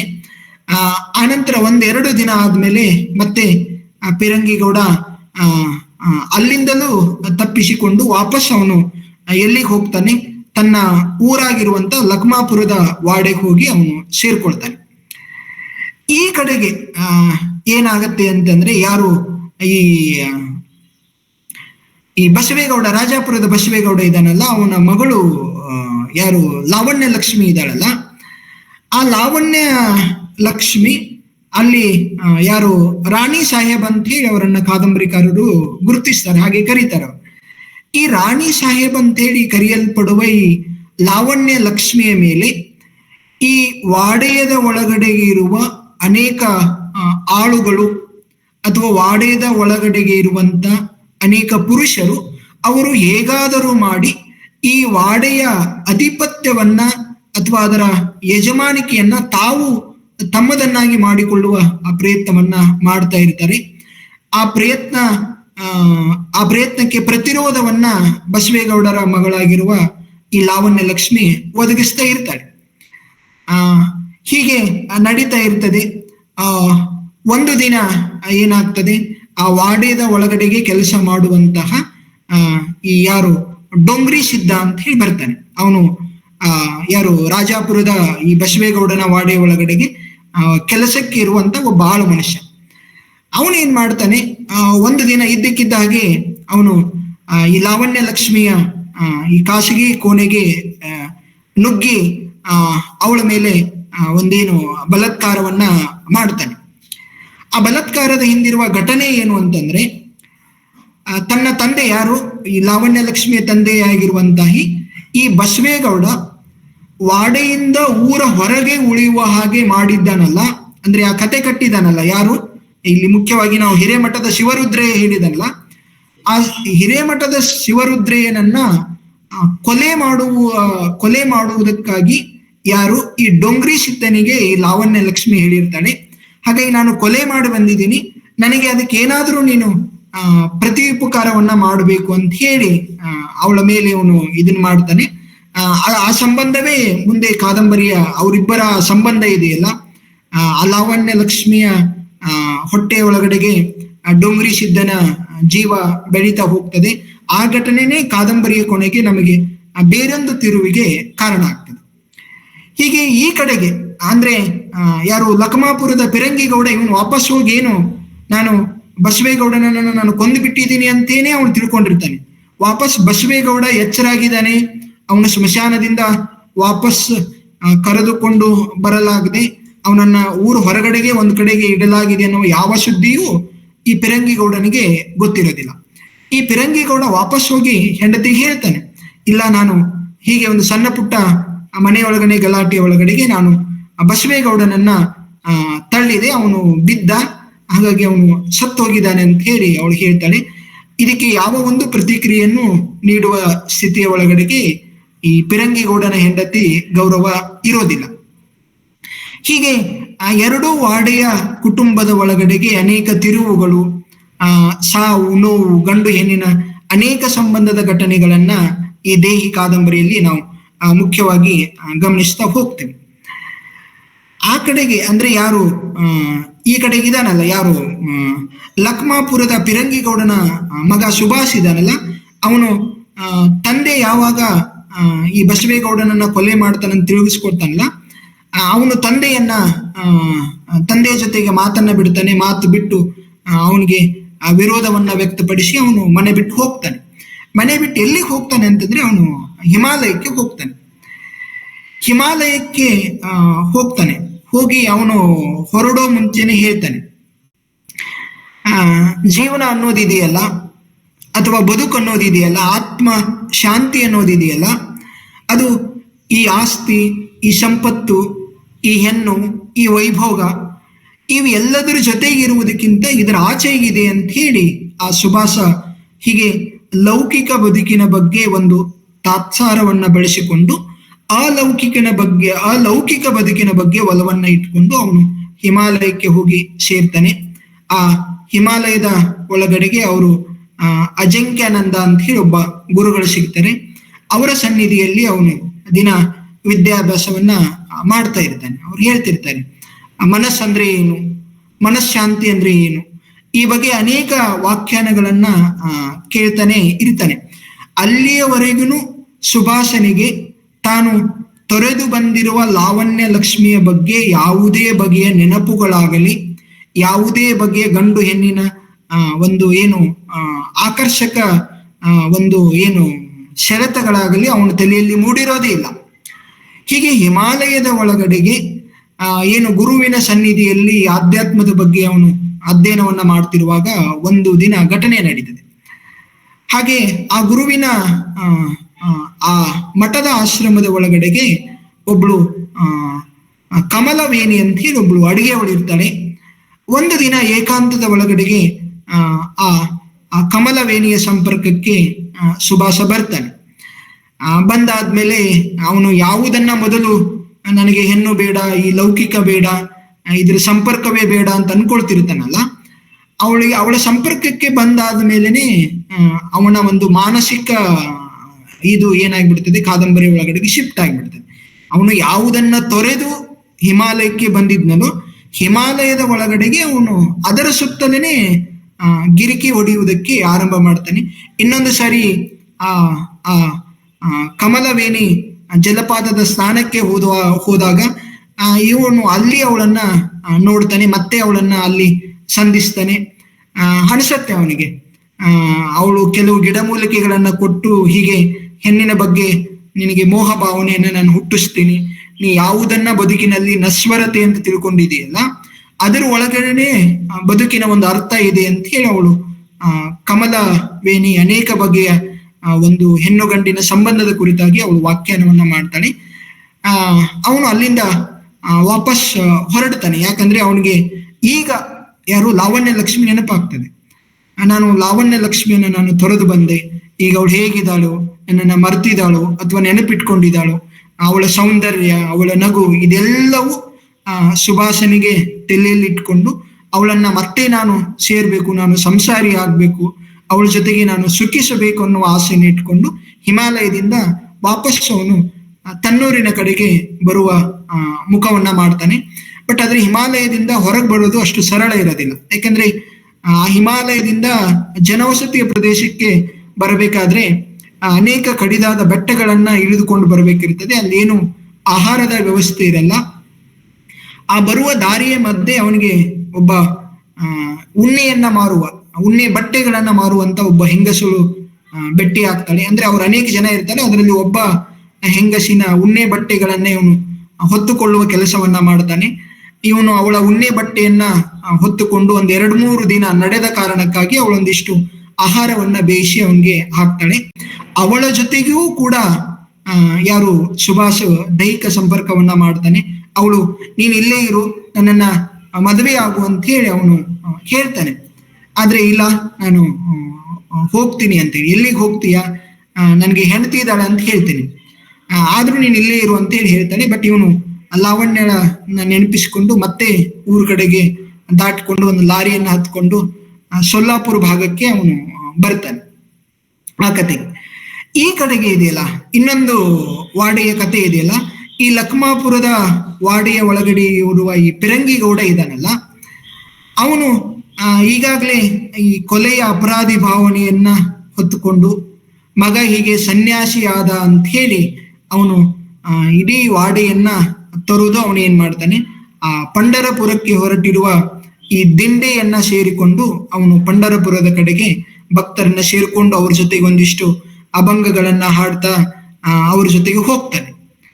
ಹಾಗೆ ಹೋಗುವಾಗನೇ ಯಾರು ರಾಜಾಪುರದ ಯಾರು ನಾಯಿಂದ ಅಂತಂದ್ರೆ ಹಜಾಮ ಕೆಲಸವನ್ನ ಮಾಡುವಂತ ಈ ಮಲ್ಲಪ್ಪ ಕೂಡ ಹಾಗೆ ತನ್ನ ಹೆಂಡತಿಯನ್ನ ತೊರೆದು ಅವನು ಕೂಡ ಪಂಢರಪುರವನ್ನ ಸೇರ್ತಾನೆ. ಅಲ್ಲಿ ಇಬ್ರು ಒಂದಿಷ್ಟು ದಿನ ಇರ್ತಾರೆ. ಮತ್ತೆ ಅವ್ರು ಏನ್ ಮಾಡ್ತಾರೆ, ಅಲ್ಲಿಯೂ ಅವರಿಗೆ ಅದು ಯಾಕೋ ಸರಿ ಆಗಲ್ಲ. ಮತ್ತೆ ಅವರು ತಮ್ಮ ತಮ್ಮ ಊರುಗಳಿಗೆ ವಾಪಸ್ ಬರ್ತಾರೆ. ಹೀಗೆ ಬಂದಾಗ ಯಾರು ಈ ಮುಖ್ಯವಾಗಿ ಈ ಯಾರು ಪಿರಂಗಿ ಗೌಡ ಇದಾನಲ್ಲ, ಆ ಪಿರಂಗಿ ಗೌಡನನ್ನ ವಾಪಸ್ಸು ವಾಡೆಗೆ ಕರೆದುಕೊಂಡು ಬರ್ತಾನೆ, ಅಲ್ಲಿರುವ ಯಾವುದೋ ಒಬ್ಬ ಆಳು ಮನುಷ್ಯ. ಹೀಗೆ ಇದ್ದಕ್ಕಿದ್ದ ಹಾಗೇನೆ ಒಂದು ದಿನ ಯಾರು ಸುಭಾಷ್ ಕೂಡ ವಾಪಸ್ಸು ತನ್ನ ಸನ್ಯಾಸಿ ವೇಷವನ್ನ ಅವನು ಅಲ್ಲೇ ನಗರದಲ್ಲಿನೇ ಕಳಿಸಿ ಅವನು ಮತ್ತೆ ಒಂದು ಏನು ಲೌಕಿಕದ ವೇಷವನ್ನ ಹಾಕೊಂಡು ಮತ್ತೆ ವಾಪಸ್ಸು ತನ್ನ ಮೂಲ ವಾಡೆಗೆ ಬಂದು ಸೇರ್ಕೊಳ್ತಾನೆ. ಆವಾಗ ಅವನು ಒಂದು ಪತ್ರವನ್ನ ಬರೀತಾನೆ. ಯಾರಿಗೆ? ಲಾವಣ್ಯಗೆ. ನಾನು ನಿನ್ನನ್ನ ತೊರೆದು ಹೋಗಿದ್ದೆ, ಆದ್ರೆ ನಾನು ವಾಪಸ್ ನಿನ್ನನ್ನ ಕರೆದುಕೊಂಡು ಬರುವುದಕ್ಕಾಗಿ ಬಂದಿದ್ದೀನಿ. ಹಾಗಾಗಿ ನೀನು ಬರಬೇಕು ಅಂತ ಹೇಳಿ ಇವನು ಪತ್ರವನ್ನ ಅವಳಿಗೆ ಬರೀತಾನೆ. ಆ ಕಡೆಗೆ ಆ ಪತ್ರವನ್ನ ತಲುಪ್ತದೆ. ಆ ಪತ್ರವನ್ನ ಓದಿರುವಂತ ಲಾವಣ್ಯ ಲಕ್ಷ್ಮಿಗೆ ಖುಷಿ ಆಗ್ತದೆ. ಅವಳಿಗೂ ಅನೇಕ ಬಗೆಯ ಕನಸುಗಳೆಲ್ಲ ಗರಿಗೆದರ್ತವೆ.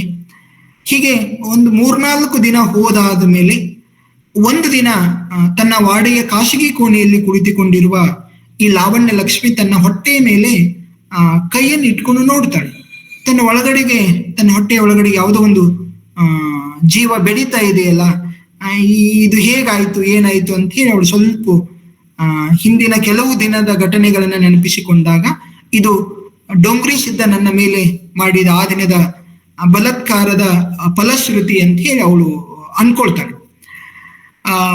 ಅಂದುಕೊಂಡು ಇನ್ನು ನಾನು ಏನ್ ಮಾಡ್ಬೇಕು, ಈ ವ್ಯವಸ್ಥೆಯ ಒಳಗಡೆಗೆ ನಾನು ಡೊಂಗ್ರಿ ಸಿದ್ಧನ ಜೊತೆಗೆ ಹೋಗ್ಬೇಕಾ, ಅಥವಾ ಈಗ ನನ್ನನ್ನು ಸ್ವೀಕರಿಸ್ತೀನಿ ಅಂತ ಹೇಳಿ ವಾಪಸ್ಸು ಬಂದಿರುವ ಸುಭಾಷನ ಜೊತೆಗೆ ಕೂಡಿ ನಾನು ಬದುಕಬೇಕಾ ಅಂತ ಹೇಳಿ ಒಂದು ಬಗೆಯ ದ್ವಂದ್ವ ಲಾವಣ್ಯ ಲಕ್ಷ್ಮಿಗೆ ಎದುರಾಗ್ತದೆ. ಈ ನಡುವೆ ಇನ್ನೊಂದಿಷ್ಟು ಕೆಲವು ಘಟನೆಗಳು ರಾಜಾಪುರದ ಒಳಗಡೆಗೆ ನಡೀತವೆ. ಏನು ಅಂತಂದ್ರೆ, ಈ ಲಾವಣ್ಯ ಲಕ್ಷ್ಮಿಗೆ ತನ್ನ ತಂದೆಯನ್ನ ಷಡ್ಯಂತ್ರದಿಂದ ಶಿವರುದ್ರ ಸ್ವಾಮಿ ಸುಮ್ಮನೆ ಒಂದು ಕತೆ ಕಟ್ಟಿ ನಿಮ್ಮ ವಾಡಕ್ಕೆ ಮತ್ತು ನಿಮ್ಮ ಊರಿಗೆ ಈ ಸ್ಮಶಾನಕ್ಕೆ ಹೊರಟಿರುವಂತ ವ್ಯಕ್ತಿ ಬದುಕಿದಾನಲ್ಲ, ಅದರಿಂದ ಏನು ದುರಂತ ಆಗ್ತದೆ ಅಂತ ಹೇಳಿದಲ್ಲ, ಅದನ್ನೊಂದು ಪೂಜೆ ಮಾಡಿ ನಾವು ಕಡಿಮೆ ಮಾಡಬಹುದಿತ್ತು.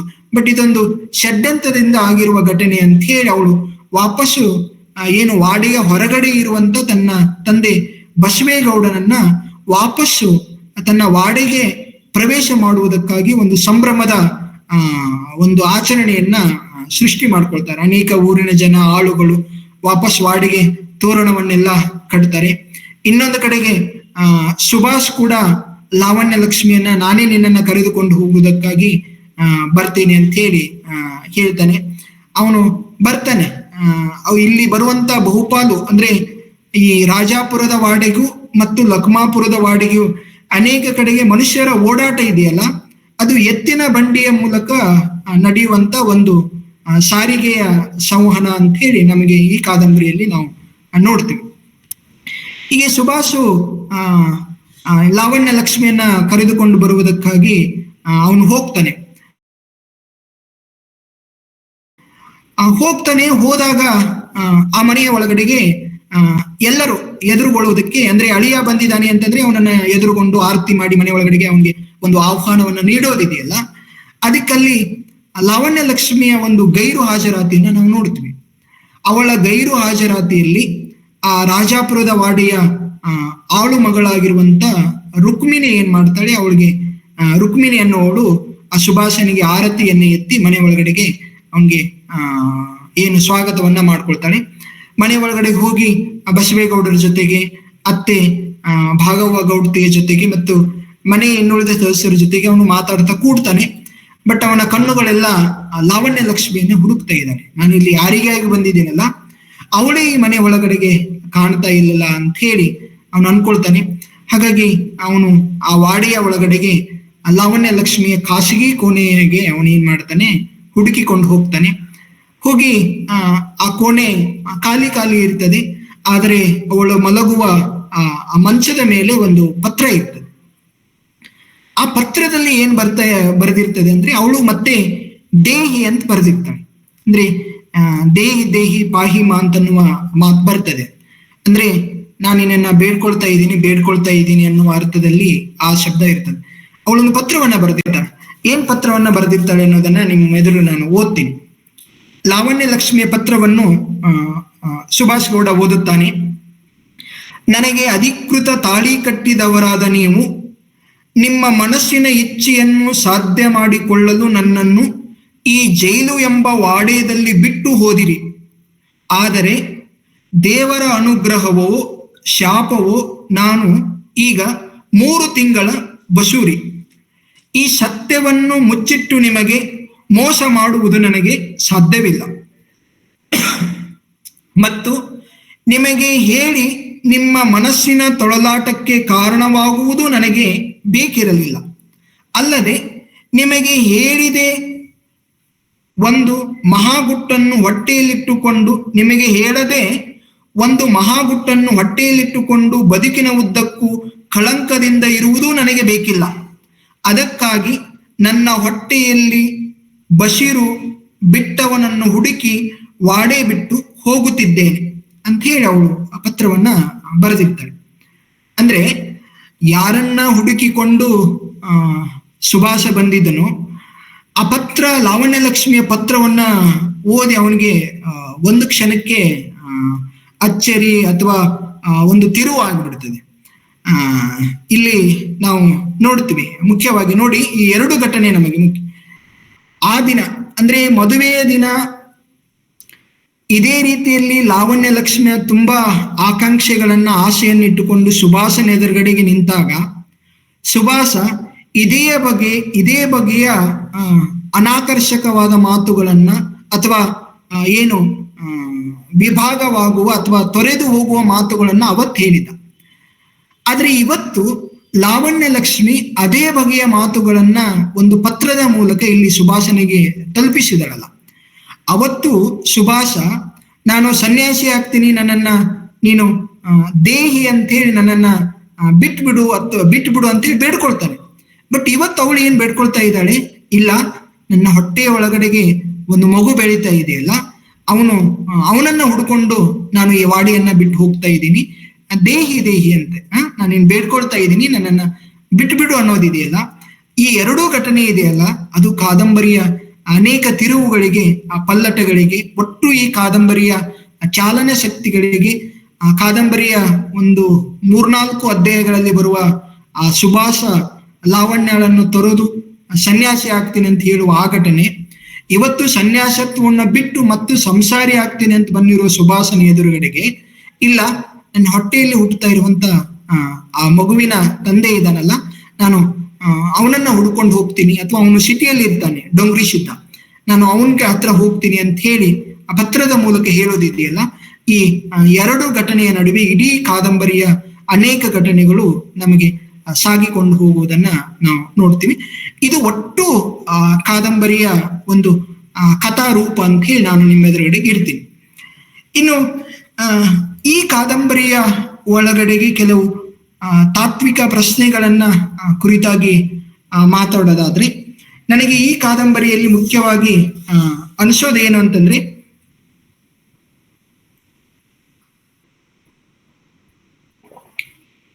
ಇಲ್ಲಿ ಗಂಡು ಹೆಣ್ಣಿನ ಸಂಬಂಧಗಳ ಬಗ್ಗೆ ಕಾದಂಬರಿ ಒಳಗಡೆಗೆ ಚಿತ್ರಣ ಬರುತ್ತಲ್ಲ, ಅದಕ್ಕೆ ಎರಡು ಬಗೆಯ ಆಯಾಮಗಳನ್ನ ನಾವು ನೋಡ್ತೀವಿ.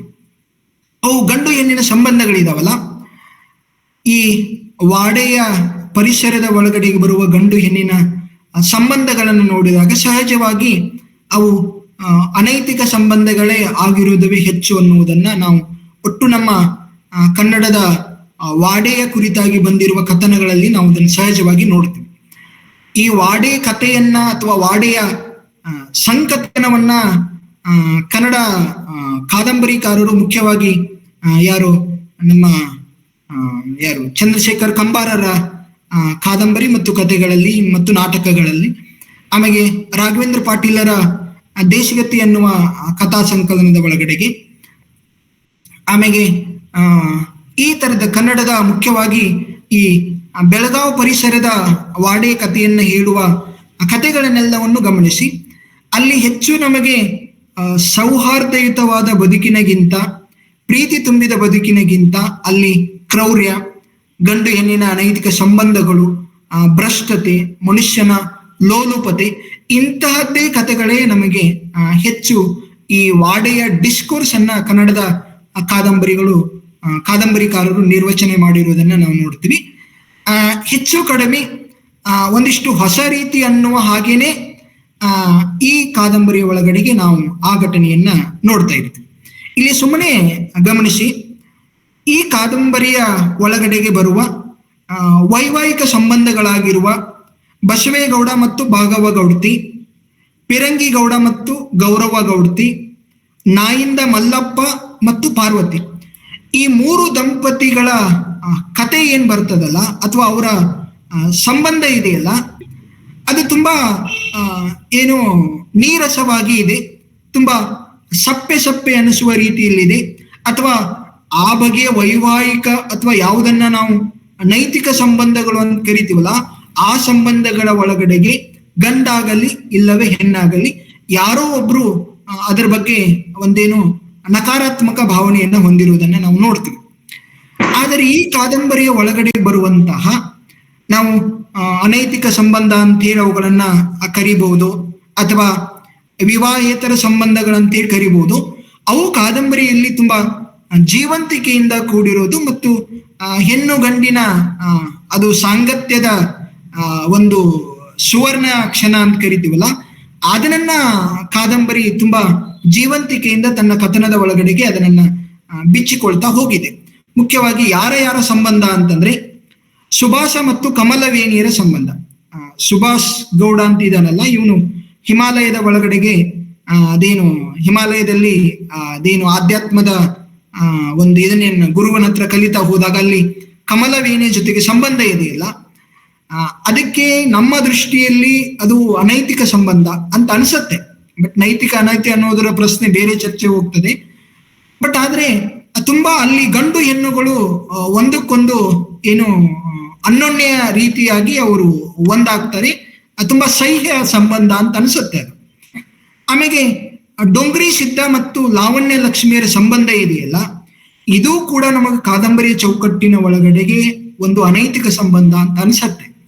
ಆದ್ರೆ ಡೊಂಗ್ರಿ ಸಿದ್ಧ ಮತ್ತು ಲಾವಣ್ಯ ಲಕ್ಷ್ಮಿಯರ ಈ ಅನೈತಿಕ ಅಂತ ಹೇಳುವಾಗಲೂ ಕೂಡ ಈ ಸಂಬಂಧ ಇದೆಯಲ್ಲ, ಅದು ನೈತಿಕತೆಗಿಂತಲೂ ಅವರಿಗೆ ತುಂಬಾ ಸವ್ಯಸಾಚಿಯ ರೀತಿಯ ಅನುಭವವನ್ನ ಕೊಡ್ತದೆ. ಇನ್ನು ಚಂದ್ರಿ ಮತ್ತು ಯಮನೆಯರ ಸಂಬಂಧ ಕೂಡ ಇದೇ ರೀತಿಯಾಗಿರ್ತದೆ. ಅವರ ಸಂಬಂಧವೂ ಕೂಡ ವೈವಾಹಿಕ ಚೌಕಟ್ಟಿನ ಒಳಗಡೆಗೆ ಬರದೇ ಇದ್ರೂ ಕೂಡ ಅವರು ಪದೇ ಪದೇ ಆ ವಾಡೆಯ ಕತ್ತಲು ಏಕಾಂತದ ಒಳಗಡೆಗೆ ಅವರು ಪದೇ ಪದೇ ಒಂದಾಗುವ ಘಟನೆಗಳೆಲ್ಲ ಇದಾವಲ್ಲ, ಅವು ಆ ಹೆಣ್ಣು ಗಂಡಿನ ಒಂದು ಒಂದಾಗುವ ಕ್ಷಣ ಇದೆಯಲ್ಲ, ಅದು ಒಂದು ಅನುಭೂತಿ ಅನ್ನುವ ರೀತಿಯ ಒಳಗಡೆ ಆ ಎರಡು ಗಂಡು ಮತ್ತು ಹೆಣ್ಣು ಜೀವಗಳು ಅದು ಅನುಭವಿಸೋದನ್ನ ನಾವು ನೋಡ್ತೀವಿ. ಅಂದ್ರೆ ಒಟ್ಟು ಈ ಎರಡು ಆಯಾಮಗಳಲ್ಲಿ ನನಗೆ ಏನ್ ಅನ್ಸುದು ಅಂತಂದ್ರೆ, ಯಾವುದನ್ನ ನಾವು ವೈವಾಹಿಕ ಸಂಬಂಧ ಅಂತೇಳಿ ಅನ್ತೀವಲ್ಲ, ಅದರ ಒಳಗಡೆಗೇನೆ ಗಂಡು ಇಲ್ಲ ಹೆಣ್ಣುಗಳು ತುಂಬಾ ನೆಗೆಟಿವ್ ಆಗಿ ಆ ಸಂಬಂಧಕ್ಕೆ ಅರ್ಥವನ್ನ ಕೊಟ್ಕೊಂಡ್ರೆ, ಯಾವುದನ್ನ ನಮ್ಮ ಸಾಮಾಜಿಕವಾಗಿ ನಾವು ಅನೈತಿಕ ಅಥವಾ ವಿವಾಹೇತರ ಸಂಬಂಧ ಅಂತ ಕರಿತೀವಲ್ಲ, ಅದನ್ನೇ ಗಂಡು ಹೆಣ್ಣುಗಳು ತುಂಬಾ ಖುಷಿಯಿಂದ ಅನುಭೂತಿಯಿಂದ ಅದನ್ನ ಸ್ವೀಕಾರ ಮಾಡುವಂತ ವಿದ್ಯಮಾನವನ್ನ ನಾವು ಈ ಕಾದಂಬರಿಯ ಒಳಗಡೆಗೆ ನೋಡ್ತಾ ಹೋಗ್ತೇವೆ.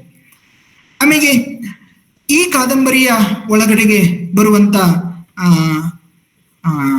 ಹೆಣ್ಣು ಗಂಡಿನ ಕ್ಯಾರೆಕ್ಟರ್ಗಳ ಬಗ್ಗೆ ನಾವು ನೋಡುವಾಗ, ಮುಖ್ಯವಾಗಿ ಇಲ್ಲಿರುವ ಈ ಫೆಮಿನಿಸ್ಟ್ ಅಪ್ರೋಚ್ ಅಂತ ಏನ್ ಕರಿತೀವಲ್ಲ, ಅದು ಪ್ರತಿಭಟನಾ ಕ್ಯಾರೆಕ್ಟರ್ ಆಗಿ ನಮಗೆ ಆ ಫೆಮಿನಿಸ್ಟ್ ಕ್ಯಾರೆಕ್ಟರ್ ಇಲ್ಲಿ ಎಲ್ಲೂ ಕಾಣಿಸ್ಕೊಳ್ಳೋದಿಲ್ಲ. ಅಂದ್ರೆ ಹೆಣ್ಣು ಕ್ಯಾರೆಕ್ಟರ್ ಬರುವಾಗೆಲ್ಲ ಅದು ಪ್ರತಿಭಟನೆ ಆಗಿರ್ಬೇಕು ಅಂತ ಹೇಳಿ ಯಾಕೆ ನಾನು ಹೇಳ್ತೀನಿ ಅಂತಂದ್ರೆ, ಶೋಷಣೆ ಮಾಡುವವರು ಮತ್ತು ಶೋಷಣೆಗೆ ಒಳಗಾಗುವವರು ಎಲ್ಲರೂ ಅದನ್ನ ಸಮ್ಮತಿಯಿಂದ ಒಪ್ಪಿಕೊಳ್ತಾರಂತ ಅನ್ನೋದಿದೆಯಲ್ಲ, ಅದು ಹಿಂಸೆ ಇದ್ದಾಗಲೂ ಸಮ್ಮತಿಯಿಂದ ಒಪ್ಪಿಕೊಳ್ಳೋದು ಎಲ್ಲ ಸನ್ನಿವೇಶಗಳಲ್ಲಿ ಸಾಧ್ಯ ಇಲ್ಲ. ಹಾಗೆ ಗಂಡು ಹೆಣ್ಣಿನ ಅನೇಕ ಏನು ದಿಢೀರನೆ ಈಗ ಅನೇಕ ಈ ಕಾದಂಬರಿಯ ಒಳಗಡೆಗೆ ಅನೇಕ ಸಾರಿ ಏಕಾಂತದಲ್ಲಿರುವ ಹೆಣ್ಣಿನ ಮೇಲೆ ಗಂಡು ದಿಢೀರನೆ ದಾಳಿ ಮಾಡ್ತಾನೆ. ಆ ದಾಳಿಯನ್ನ ಯಾವ ಪ್ರತಿಭಟನೆಯೂ ಇಲ್ಲದೆ ಒಂದರ್ಥದಲ್ಲಿಯೂ ಏನು ತೋರಿಕೆಯ ಪ್ರತಿರೋಧ ಅನಿಸಿದ್ರು ಅವರು ಇದನ್ನ ನಾನು ಸ್ವೀಕಾರ ಮಾಡ್ತೀನಿ ಅನ್ನೋ ರೀತಿಯ ಒಳಗಡೆಗೆನೆ ಇಲ್ಲಿನ ಹೆಣ್ಣುಗಳು ಅದನ್ನ ಸ್ವೀಕಾರ ಮಾಡುವ ರೀತಿಯನ್ನ ನೋಡಿದ್ರೆ ಯಾಕೋ ಇಲ್ಲಿ ಹೆಣ್ಣಿನ ಪ್ರತಿಭಾತ್ಮಕ ಅಥವಾ ಅದನ್ನ ಅತ್ಯಾಚಾರ ಅಥವಾ ಬಲಾತ್ಕಾರ ಈ ತರದ ಯಾವುದೇ ಪದಗಳಲ್ಲಿ ಅದನ್ನ ಹೇಳಿದಾಗ ಅದಕ್ಕೆ ಪ್ರತಿಭಟನೆ ಮಾಡುವುದನ್ನ ನಾವು ಅಷ್ಟಾಗಿ ನೋಡೋದಿಲ್ಲ. ಒಂದಿಷ್ಟು ಪ್ರತಿಭಟನೆಯನ್ನ ಏನಾದ್ರೂ ನಾವು ನೋಡಿದ್ರೆ ಅದು ಲಾವಣ್ಯ ಲಕ್ಷ್ಮಿಯ ಕ್ಯಾರೆಕ್ಟರ್ ಒಳಗಡೆ ಒಂದಿಷ್ಟು ನಾವು ನೋಡ್ತೀವಿ. ಬಟ್ ಆದ್ರೆ ಅವಳು ಆ ಪ್ರತಿರೋಧ ಏನೋ ತೋರ್ತಾಳೆ, ಆ ಪ್ರತಿರೋಧ ಇದೆಯಲ್ಲ ಅದು ಅನೇಕ ಸಾರಿ ರಕ್ಷಣಾತ್ಮಕವಾಗಿದೆ. ಅದು ತನ್ನ ದೇಹದ ರಕ್ಷಣೆಗಿಂತ ಈ ವಾಡೆಯ ಅಧಿಕಾರ ಯಾವುದೋ ಆಳು ಅಥವಾ ತನ್ನ ತಂದೆಯ ಜೊತೆಗೆ ಸಂಬಂಧ ಇರುವಂತ ಈ ದುಳವನ ಮಗನೋ ಇನ್ಯಾರೋ ಈ ವಾಡೆಯ ಅಧಿಕಾರವನ್ನ ತಮ್ಮ ವ್ಯಾಪ್ತಿಗೆ ಒಳಗಡೆಗೆ ತಂದುಕೊಂಡು ಬಿಡ್ತಾರೆ. ನಾನು ಅದನ್ನ ತಪ್ಪಿಸ್ಬೇಕನ್ನುವ ಆ ಪ್ರತಿರೋಧದ ಸಣ್ಣ ಪುಟ್ಟ ನೆಲೆಗನನ್ನ ನಾವು ಈ ಕಾದಂಬರಿಯಲ್ಲಿ ಕಾಣ್ತೀವಿ ಹೊರತು ನೇರವಾಗಿ ಹೆಣ್ಣು ತನ್ನ ಮೇಲೆ ಆಗುವ ಆಕ್ರಮಣಗಳಿಗೆ ಯಾವುದೇ ಬಗೆಯ ಪ್ರತಿರೋಧವನ್ನ ನಾವು ನೋಡಲ್ಲ ಅಂತ ಹೇಳಿ ಅನಿಸುತ್ತೆ. ಬಟ್ ನನಗೆ ಈ ಮಾತನ್ನು ಹೇಳಿದಾಗ ಇನ್ನೊಂದು ಆಯಾಮ ಕೂಡ ಇದಕ್ಕಿದೆ ಅಂತ ಅನಿಸುತ್ತೆ. ನಾನು ಈವರೆಗೆ ಅದು ನೆಗೆಟಿವ್ ಆಗಿ ನಮಗೆ ತೋರಿದ್ರು ಈ ಲಾವಣ್ಯ ಲಕ್ಷ್ಮಿ ಕೊನೆಗೆ ಸುಭಾಸನನ್ನ ತೊರೆದು ನಾನು ಈ ಡೊಂಗ್ರಿ ಸಿದ್ದನ ಜೊತೆಗೆ ನಾನು ಹೋಗ್ತೀನಿ ಅಂತ ಅನ್ನೋದಿದೆಯಲ್ಲ, ಇದಕ್ಕಿಂತ ಬೇರೆ ಪ್ರತಿಭಟನೆ ಬೇಕಾ?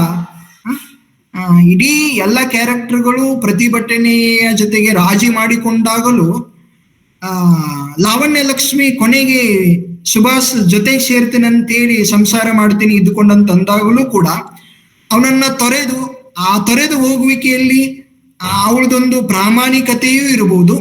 ಹಿಂದೆ ನನ್ನನ್ನ ತೊರೆದು ಹೋಗಿದ್ನಲ್ಲ, ಇವತ್ತು ನಾವು ಅವನನ್ನ ತೊರೆದು ಹೋಗ್ತೀನಿ ಅಂತ ಹೇಳಿ ಈ ಗಂಡಿನ ಒಂದು ಅಹಂಕಾರಕ್ಕೆ ಅದು ಪ್ರತಿಭಟನೆಯೂ ಇರಬಹುದಾದ ಸಾಧ್ಯತೆಯೂ ಕೂಡ ಆ ಕಾದಂಬರಿ ಒಳಗಡೆ ಇದೆ ಅಂತ ಹೇಳಿ ಅನಿಸುತ್ತೆ. ಆಮೇಲೆ ಇದರ ಆಚೆಗೆ ನನಗೆ ಕಾದಂಬರಿಯ ಬಗ್ಗೆ ಹೇಳೋದಾದ್ರೆ ಅಂದ್ರೆ ಜಮೀನ್ದಾರಿಕೆ ಮತ್ತು ದೇವರ ಕುರಿತು ಆಯಾಮಗಳು ಕೂಡ ಈ ಕಾದಂಬರಿ ಒಳಗಡೆ ಇದ್ದಾವೆ. ಒಂದನ್ನ ನಾನು ಸೋಷಿಯಲ್ ಫ್ಯೂಡಲಿಸಂ, ಇನ್ನೊಂದು ಸ್ಪಿರಿಚುವಲ್ ಫ್ಯೂಡಲಿಸಂ ಅಂತ ಹೇಳಿ ಅದನ್ನ ಕರೀತೇನೆ.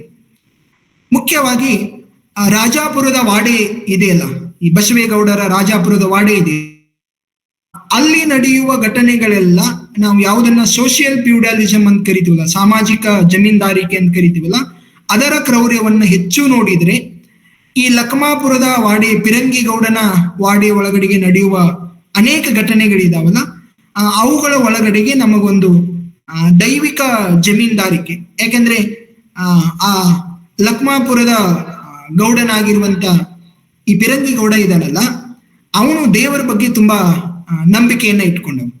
ಅಂದ್ರೆ ನಂಬಿಕೆ ಅಂತಂದ್ರೆ ಇದೆಲ್ಲವೂ ದೇವರು ಆಡಿಸ್ತಾ ಇರುವಂತ ಆಟ ಅನ್ನುವ ರೀತಿ ಒಳಗಡೆ ಅವನು ಅಂದ್ಕೊಂಡವನು. ಹಾಗಾಗಿನೇ ಹೇಳ್ತಾನೆ ಅವನು ನಗರದ ಏನು ನಗಾರಿ ದೇವಿ ಅಂತ ಕರಿತಿರ್ತಾನೆ ತನ್ನೂರಿನ ದೇವತೆಯನ್ನು. ಅಂದ್ರೆ ನನ್ನ ಬದುಕಿನ ಎಲ್ಲಾ ಸಮಸ್ಯೆಗಳಿಗೂ ದೇವರೇ ಕಾರಣ ಮತ್ತು ದೇವರ ಪರಿಹಾರ ಅಂತ ಹೇಳಿ ಆ ಪಿರಂಗಿಗೌಡ ನಂಬ್ಕೊಂಡಿದ್ದಾನಲ್ಲ.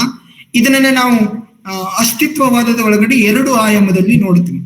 ಒಟ್ಟು ಮನುಷ್ಯನ ಅಸ್ತಿತ್ವ ದೇವರ ಹಿನ್ನೆಲೆಯಾಗಿ ಇಟ್ಕೊಂಡು ನೋಡೋದು. ಇನ್ನೊಂದು ಅಸ್ತಿತ್ವವಾದ ಇಲ್ಲ, ದೇವರ ಹೊರತಾಗಿನೇ ಮನುಷ್ಯನಿಗೆ ಅಸ್ತಿತ್ವ ಇದೆ ಅನ್ನೋದು ಇನ್ನೊಂದು ಅಸ್ತಿತ್ವವಾದ. ನಾವು ಅದಕ್ಕೆ ದೇವರ ಹಿನ್ನೆಲೆಯ ಅಸ್ತಿತ್ವವಾದವನ್ನ ಆಸ್ತಿಕ ಅಸ್ತಿತ್ವವಾದ ಅಂತ ಕರೆದ್ರೆ, ದೇವರ ಹೊರತಾದ ಅಸ್ತಿತ್ವವನ್ನ ನಾಸ್ತಿಕ ಅಸ್ತಿತ್ವವಾದ ಅಂತ ಕರಿತೀವಿ. ಈ ಕಾದಂಬರಿಯ ಒಳಗಡೆ ಬರುವಂತ ಪಿರಂಗಿಗೌಡ ಇದಾನಲ್ಲ, ಅವನು ದೇವರ ಇರುವಿಕೆಯ ಹಿನ್ನೆಲೆಯ ಪರವಾಗಿರುವಂತ ಒಂದು ಅಸ್ತಿತ್ವವಾದಕ್ಕೆ ಒಂದು ಉದಾಹರಣೆಯಾಗಿ ನಾವು ಪಿರಂಗಿಗೌಡನನ್ನ ನೋಡ್ತಾ ಹೋಗ್ತೀವಿ. ಇನ್ನು ಇದರಾಚೆಗೆ ಇನ್ನೊಂದೆರಡು ಮಾತುಗಳನ್ನು ಹೇಳಿ ನಾನು ಕೊನೆಗೆ ಬರ್ತೀನಿ. ಈ ಕಾದಂಬರಿಯ ತಂತ್ರದ ಬಗ್ಗೆ ಹೇಳೋದಾದ್ರೆ, ಈ ಕಾದಂಬರಿ ಒಂದ್ ರೀತಿ ಸಿಂಹಾವಲೋಕನ ಕ್ರಮದ ಒಳಗಡೆಗೆ ಹೋಗ್ತದೆ.